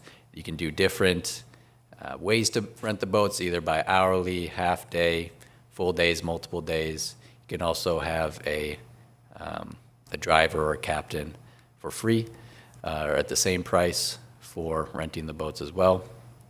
Each renter or prospective renter would receive safety training to ensure their ability to operate a boat safely. Talking with Tonka Boat Rentals, that is key to their operations as well, mainly because they do not want damage on their boats too, so it is of concern to them as well. They would have a staff member present at the docks during the entire rental experience, helping people on and off the boat and helping them overall with their experience. And like I said, in 2024, Tonka Boat Rentals did operate in Excelsior, but they also have access to boat rentals all around the lake for folks to get on and off. So in the draft agreement that we have here tonight, one of the major things is that this draft agreement is contingent on the Lake Minnetonka Conservation District. We would need approval from the LMCD to change the use of these slips from transient slips to rental slips. So there would be an application and approval process with the LMCD and would need to go before their board for approval. So this draft agreement before you tonight is contingent on that approval. The draft agreement is only for the 2025 season. So again, so we can reevaluate at the end of the season, determine, to have additional conversations, discussions, determine if we want to move forward with Tonka Boat Rentals for future seasons as well. Operating season from May 1st to October 1, operating hours from 7 a.m. to 10 p.m. And then also note there's a 30-day termination notice in the draft agreement as well. So recommendations, next steps. Again, like I noted, Parks and Trails Board recommended approval. The next steps, if approved by council, staff would work with the applicant to finalize the agreement, and then we would work with Tonka Boat Rentals alongside LMCD to submit an application and gain their approval. And then Tonka Boat Rentals, contingent on that approval, would then start operations in the 2025 season. So with that, I'll bring it back to the mayor and council for any questions. Questions of staff, council? Go ahead. What overhead will the city absorb in maintaining these, if any? There would be no maintenance or operations overhead for the city. Okay, and the money that we collect for this, where is it intended to go? Good question, council member. I'm not sure if we... Parks and Trails. That's exactly what I was going to suggest, so good job. Other questions of staff? Does the applicant have anything that they would like to say? If so, come to the dais. If not, you don't have to. No comments, okay. I have another question for staff, if that's quite all right. I'm curious how long the wait is for a resident to get a slip in the marina for the lottery, on average. How many years? I mean, ballpark, it depends, but I would say around 5. How many people applied for how many available slips? Oh, I don't have that in front of me. I could get you that, but typically we have a wait list of 50 upwards to 100. Anything else? Okay. Question? Yeah, Go ahead. well, just a couple of comments. I got to tell you, I scratched my head on this a little bit when I first understood what we were doing, taking brand-new docks for public use, and now we're going to rent 2 out for the year. I guess if you believe they're not in demand much. I mean, it only makes sense to me if they're not being used much, and that's kind of the story here, right? Well, I had a related question, if you would just indulge me, just to clarify your point, and then Yeah, I'll bring it yeah, back to you. yeah. So just because, your data says X number of dollars was quote unquote paid, there's a whole lot of people that are going into those docks and not paying anything. So I think that data at best is misleading to represent the use of the docks. So my personal opinion. Yeah, I guess I was going to add to that. I'm probably okay with, I think, the fact that Parks is enthused about it. I mean, is meaningful. But I think we ought to really monitor closely the usage of docks over by the depot, especially in this part of the dockage, because, I mean, I wouldn't do it for the money. I think you're doing it more to provide people access to the lakes. But if these docks really are in demand, then I'm not sure this is a good idea. So I'm going to vote to approve this, but let's keep an eye on it. Do others have questions? Otherwise, I'd invite others to weigh in with, where they stand on this issue, and then we can do a vote. So questions first, and then if no questions, then I would ask, I would like a little more information, or I'd like more information on what exactly is going to be permanently on the dock. A storage unit, sounds like visual clutter to me, and I'd like a visual of what that is. And I also am curious where your full-time employee plans to park and where your guests plan to park. perhaps you could come to the podium and address council member's question, please. If you don't mind just stating your name and who you represent, and then if you wouldn't mind addressing the two questions of council member, please. Yeah, I'm Eric Hartman with Tonka Boat Rentals. Address? 2510 Shady View Lane. Thank you. So we direct people to the Berry Street lot over on that, on the, the north side of Lake Street there. That's been very, if that's the direction that we've been given to be able to direct people to, it's, I believe that there's capacity there from what I'm understanding, and that's where we've been, that was kind of what was talked about. And then could you also reference the question about, just how are you going to organize what you see on the dock itself? So we were very open that we're very flexible with whatever that is, right? So we would we did talk about a box to be able to have life jackets or, an extra anchor or whatever if somebody damages anything. It doesn't have to be on the dock. We talked about, along one of the fence lines, over by the trees, over by the restrooms. We could, we were flexible on any of that, and whatever look that the council or staff wanted that to look like. We understand the small town charming, and we have no interest in impeding on that. We understand that the cosmetics of that dock is a lot of money and time and effort has gone into making that beautiful. Our goal is to provide access to an amazing lake. I grew up here. I'm from Wayzata. I graduated from Wayzata. I've traveled all over the country, and it's one of my favorite places in the world. And it costs $100,000 to have a boat to get out there, right? And it's, you can't have a small boat out there. It's not safe. So we want to just be able to provide access to one of the most amazing areas. So that was our goal, and the feedback's been fantastic. The people are very receptive to it, and but this is my hometown, and my kids graduated from Wayzata. I graduated from Wayzata, so this. It makes sense. It was hard for me to go to Excelsior, Well, thank you. Attaboy. But can you give me an idea of the size of this container that it has to house all these life jackets and? Oh, we're completely flexible. I mean, Well, it has to hold your stuff, so. right, but we could put it in the truck in a parking lot too, right? I mean, that's to me, that shouldn't, I don't want that to be, I understand the cosmetics and we're willing to work with you. Ideally, if it could go up against one of the fence lines or, over by the restrooms, or there's an area over by the trees, over by the Boatworks launch. I mean, there's places where it wouldn't be, we don't think it would be objectionable. We understand if you don't want it on the dock. Nobody's saying that. How big do you think it's gonna be? How big? I think probably. Large Yeti cooler? A little bit bigger. Ideally, I mean, we'll fit whatever you guys tell us we can.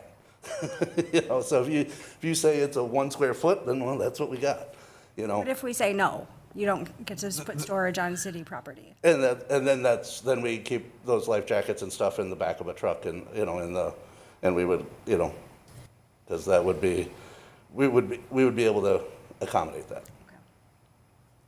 Any further questions? What type and size boats are they? They're 20 to 24 foot. We have 3 Monterey's. The last one is a Monterey M4, a 24-foot Monterey M4. We have a Sea Ray and Larson. So all 20 foot. I mean, you don't really want to be out on Minnetonka anything smaller than 20 feet. Great. But you don't want to get too big where it's hard to handle either. So we try to find that. I don't know, I rent 1,400 paddle boards this summer that go out there. So, anyway, any further questions of the applicant? Okay, so bring it back. I think we have one council member that weighed in. Would anyone else like to weigh in with comments or perspective before we take a vote? I'm really hesitant about this ask, simply because there are so many residents who wait so many years to get a dock slip in Wayzata, and I feel like you're jumping the line. And I also am hesitant about using our public spaces, our public amenities to increase someone else's business. From what I can hear, I mean, I've put my name in that lottery. I still don't have a dock slip, which is fine, but. You're getting a black, mark on yours. Probably like, don't give it to her. But from what I hear, I mean, it's years-long wait to get even a dock slip anywhere on the lake, on a privately owned marina or privately owned residence.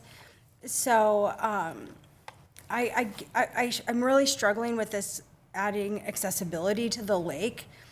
$1,600 on a Saturday doesn't feel super accessible. I'm not asking you to change your pricing. I know you have, I'm not asking that. But the accessibility, I'm really struggling with this. I think the people who have been waiting years and the hundreds of people who put their name in the lottery for 1 to 5 slips available in our marina, it just doesn't feel fair. So. Thank you, Councilmember. Anyone else like to comment? Go ahead, Councilmember Plekish. Yeah, those are pretty good points. But the way I look at it is that the people, if these slips were slips that would be available for people who put in for the lottery, that would be one thing, but they're not. These are going to be public slips no matter what. So I'm not sure that's exactly apples to apples, but I understand where you're coming from on that. I do think that we want to make the lake more accessible to people in our community. And if somebody doesn't get a boat because they don't have a slip, this is a way that they could get out on the lake easily and less cheaply. If they have a boat and they don't have a slip and they have to park it wherever far away or maybe keep it on land, this might be an easy alternative for people. This is only for 1 year, so I think it's worth doing this and seeing how it goes. And if the community objects or it doesn't work out, we can always say no next year. But I think for this, it's okay. So I'll vote for it. Okay, I'll weigh in. I'm a hard no. No, not never, but not now. And here's my reasoning. One, we don't have a fully functioning lake walk. We don't have fully functioning transient docks today. We're lacking step downs. We don't have the electricity worked out. I understand that you don't need electricity to run this, but we don't have electricity that meets marine code to put in bubblers. The depot docks are heaved up right now, so that's another cost that's gonna come to us to fix that. If you notice, like if you walk, I know you walk it, there's a big heave up that's gonna cost money. So we gotta get our house in order before I think we start opening up to, this sort of concession. Well, it's not a concession, it's a rental of transient slips. Also, similar to what Councilmember McDonald said, I mean, my recollection, as long as I've been serving, our residents that pay us, a decent amount of money for the marina have been requesting power, upgrades to the marina, and every year we ignore them, we raise the prices, we have a big unproductive debate with our citizens about what we should be doing with the money. And, how can we justify taking in revenue from a private business when we're taking in hundreds of thousands of dollars from our residents and we're not even giving them the bare minimum of what they ask. So I can't look those people in the eye and say, yep, I'm going to let these guys jump to the front of the line before we're going to update our marina. And they've been really clear about what they want. They want power. They want updated to the decking, none of which is your fault, by the way. It's all on our side of the house. And we have a responsibility, I think, to get our side of the house cleaned up. And I believe that, you can talk about Excelsior, pegging these at 9.5 or 8.5 each. I don't think that's market. I think it's well below market rate. Also, just my own personal opinion, when we have issues like this, we should consult our LMCD rep. I called him today, Matt Thompson. He had no knowledge of this, didn't know that this was going on. That's a red flag for me. I understand that would have to go forward to the LMC, but I also took the extra step to calling the administrator from the LMCD today. He had no knowledge of this. Again, not required to have knowledge of it, and it's very clear that they would have to get their approval from them, but there's a process out of step here. And then we talk about democratizing the lake. I just don't buy any ounce of it. The DNR data and the LMC data shows that there's 9,000 boats on average at peak times on Lake Minnetonka in any given peak summer day. There are 26 marinas on Lake Minnetonka, of which we operate one of them. A significant number of them rent boats.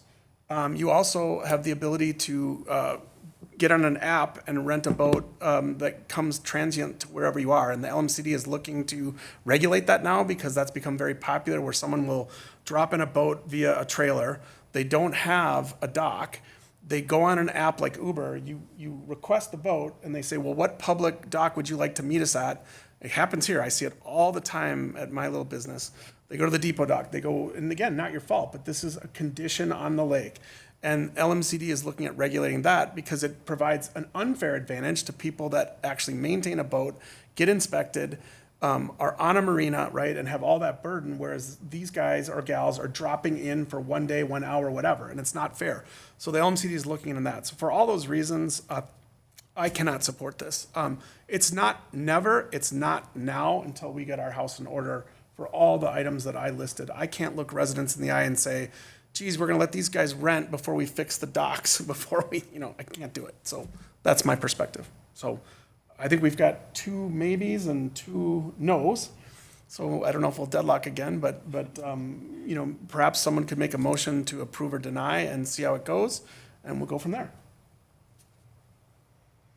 Can I ask one question of staff? If the LMCD says, yes, these can be rental docks as opposed to transient docks, and then we give this a 1-year shot, and then we come back and say, that didn't work out. For some reason, we don't want to do that. Now, what do we have to do to make those back into transient docks? Yeah, Councilmember McDonald, that is a good question. And we do go through a permitting process each year for those docks. And so I think we would incorporate that into the next round of approval with the LMCD. I did talk with the LMC, the code enforcement official out there, for several discussions with him. And so we normally renew that each year. And since we are changing it, that kind of Yeah, and I talked to the administrator and I talked to Matt, so we just talked to different people, correct, so to be fair. And so I think if we did change it back to transient slips, we would just do it through the annual review process rather than the one-time approval process that we do each year anyway. Even though there would be technically a change? Correct. Okay. All right, well, we deadlocked earlier tonight. Let's see how we do. Who would like to make a motion? Well, I'll make the motion, but a comment in advance. If these docks are not ready for the city, they wouldn't be ready for this, but they will be ready. So I don't think that's even a relevant argument. We'll see. They're So not ready today.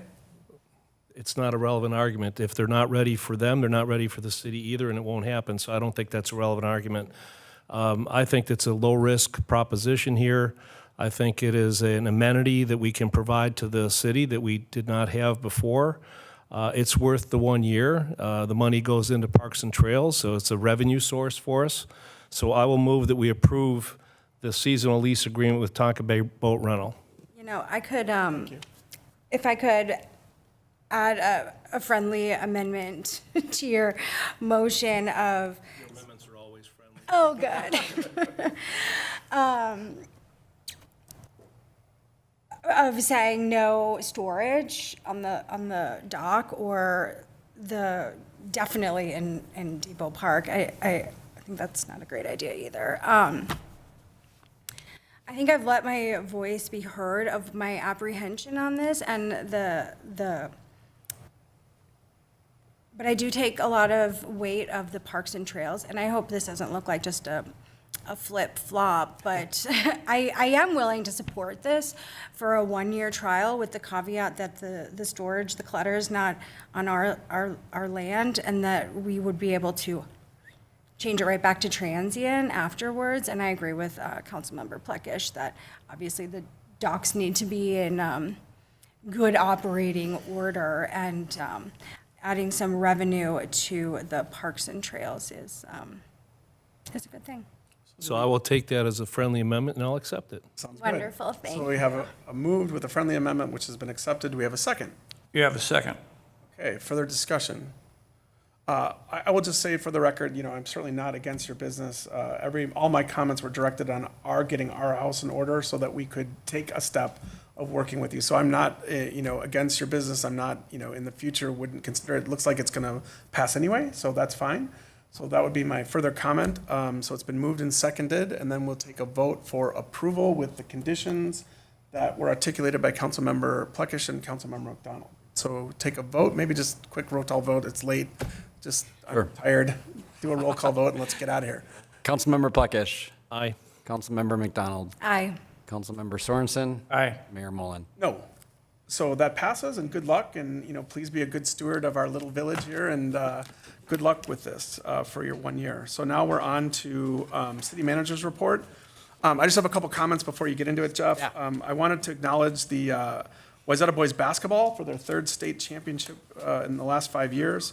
Also, we had a couple resident youth that were on the Northernettes synchronized skating team who took home gold at the 2025 Helvelis Cup in Poland, beating 13 teams from 8 other countries. And they won gold for the first time, and it's a huge accomplishment for those Wayzata seniors that were on that team. So congratulations to our students from Wayzata High School. Earlier today, a new community access TV program was launched called Mayor About Town, hosted by yours truly, building on a longstanding tradition of having some sort of community show hosted by the mayor going back to the early 2000s. The focus is to lift up the stories of residents, businesses, churches, schools, and nonprofits with an aim to support local and strengthen Wayzata. So check it out on Wayzata TV, the city's website, and YouTube. The first episode, I chose to focus on local women-owned businesses that also are residents. Working with Lisa Fennick from Candlelight Floral, Barbara Brose from Brose Clinic, and then also we talked to Becky Pearson from the Wayzata West Chamber. Just want to note a couple meetings, one that happened, that one is going to happen later this week. Earlier this week on Monday, Councilmember Sorensen and I, with City Manager Dahl, Deputy Manager Yeager, Public Works Director Kelly, and Chief Baker met with about a dozen concerned residents from the Highcroft neighborhood to discuss their safety concerns at the intersection of Ferndale and Wayzata Boulevard. That was referenced in our workshop earlier tonight. Wanted to reference it in the meeting. On Friday of this week, some of the same folks will be meeting with Hennepin County Commissioner Edelson and staff leadership, the Minnesota DOT staff, to discuss safety and traffic concerns on County Road 101 North. And I believe staff has already briefed the county via documents of the master plan, so that will be part of the conversation. It's an informal conversation. We've all received input recently and in past from directly impacted neighborhoods on the north side of 101, including Hollybrook, Pondridge, Waycliff, Shady, and Harmony Circle. And with that, I'll turn it over to City Manager. Thank you, Mr. Mayor. I only have one thing, but it's an important one. I'd ask our city planner Quarles to come up to the podium, please. I just want to acknowledge City Planner Quarles, more commonly known as Val. She's leaving us. She's going on to, she's been essentially promoted in a higher level position with the city of St. Paul. So we're really proud of her. We're really happy for her. I just want to acknowledge her, her commitment and service to the community, to this organization. She started in 2021, I think first real job that was indefinite, maybe. I don't know how you, but it was one of her first real jobs. In a short amount of time, straight out of college, she really accomplished a lot. She was the lead planner right out of the gate for the Wells Fargo project, which is a very complicated, required a lot of detail, a lot of relationship communication associated with that. She, with the help of our great community members, really has reinvigorated the HPB. She's led planning projects, some fun ones, some not so fun, zoning studies, design guidelines, things like that. I think actually it was Nick who did chickens, but she's had her hands in a lot of things. She's done it all. I think 3 things come to mind. She's really built a lot of great relationships, not only in this room with staff and the council, but our other community members outside, with our, volunteers, and just with random community members, which I've observed.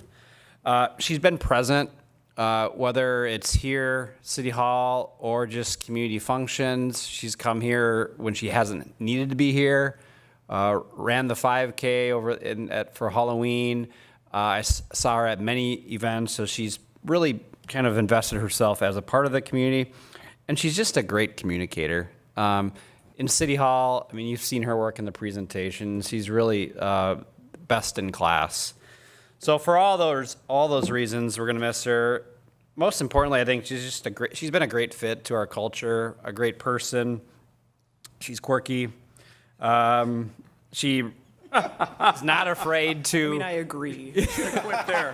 She's not afraid to not laugh at some of my jokes, my dad jokes, which I think is, says a lot. That doesn't make her quirky. Well, hold on. Other things do. She's got a lot of obscure comments that she makes that we all learn from, I think, but pretty random, and just really helps keep a fun and entertaining atmosphere. Sometimes we have to deal with things that are not so fun. She keeps it light, and she's very professional. And overall, Val, you're going to be missed tremendously. Really proud of you, and look forward to seeing how far you go and what you accomplish. You've made this community a better place, and we really appreciate you. And I know the council and staff are going to miss you as well, big time. Oh my God.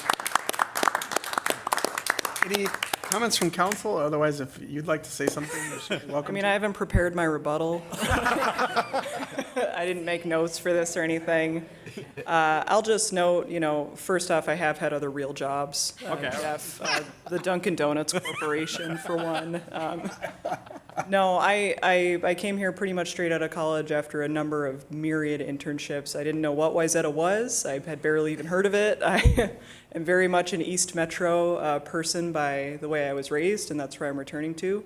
But what an incredible place to develop as a planner, as a person. There is no other place in the Metro that has all of the small town charm and energy that we have here, while also providing such a volume of projects and of passion and of interest. I think that a lot of other places with a small staff have a small staff because there's not a lot going on, and we have a small staff because we're a really high-powered group of people proportional to the population. So it's an incredible place to learn, and it's only because I was able to be here that I'm even able to, be in the running for other jobs like the one at St. Paul. So thank you to staff, to council, and of course the whole community for supporting me every step of the way. Oh, thank you. Any comments from council? Yeah, I'd like to make some. You will be missed, truly. I've said many times, I'm sure the city manager will agree, that when I know your youth and I listen to what you say, it's amazing to me. You're 20-something years old, I believe, somewhere in there, but you have the maturity of a 40-something-year-old, and that is a compliment. You are far beyond your age in terms of ability, and you have a very, very bright future wherever that takes you. You will be missed. Thank you. Others? Yeah, I agree. Val, I love working with you. And that dry humor, I'll never tire of it. You impressed me from day one, and I know you'll do really impressive things in St. Paul, but man, I'm super sorry to see you go. Thank you. Well, Val and I had a nice little chat this morning in the conference room, so I had a chance to tell her what I thought of working with her, which was all extremely positive. So Val, we're not very happy we're leaving. I hope the city of St. Paul gives you rent control as your first thing that you need to deal with over there. Well, I'll leave that to the housing department. We have a whole other group for that now. Val, I got to work with you a little bit when I was on the Conservancy side a number of years ago, and then we had a nice visit earlier tonight. I only had not even 100 days with you here, so boo-hoo, but you know, best wishes in St. Paul. I mean, they're picking up an amazing talent, and I'm sure we'll be reading about you in the newspaper in a positive way. So thank you for your service. Thank you. Stay in touch. Will do. Thanks. All right, anything else? Yeah. Round of applause. Anything else, City Manager? No, thank you, Mr. Mayor. Okay, so motion to adjourn. I'll make that motion. Second. Mr. Mayor? Second. Any further discussion? All in favor say aye. Aye. Aye, we are adjourned.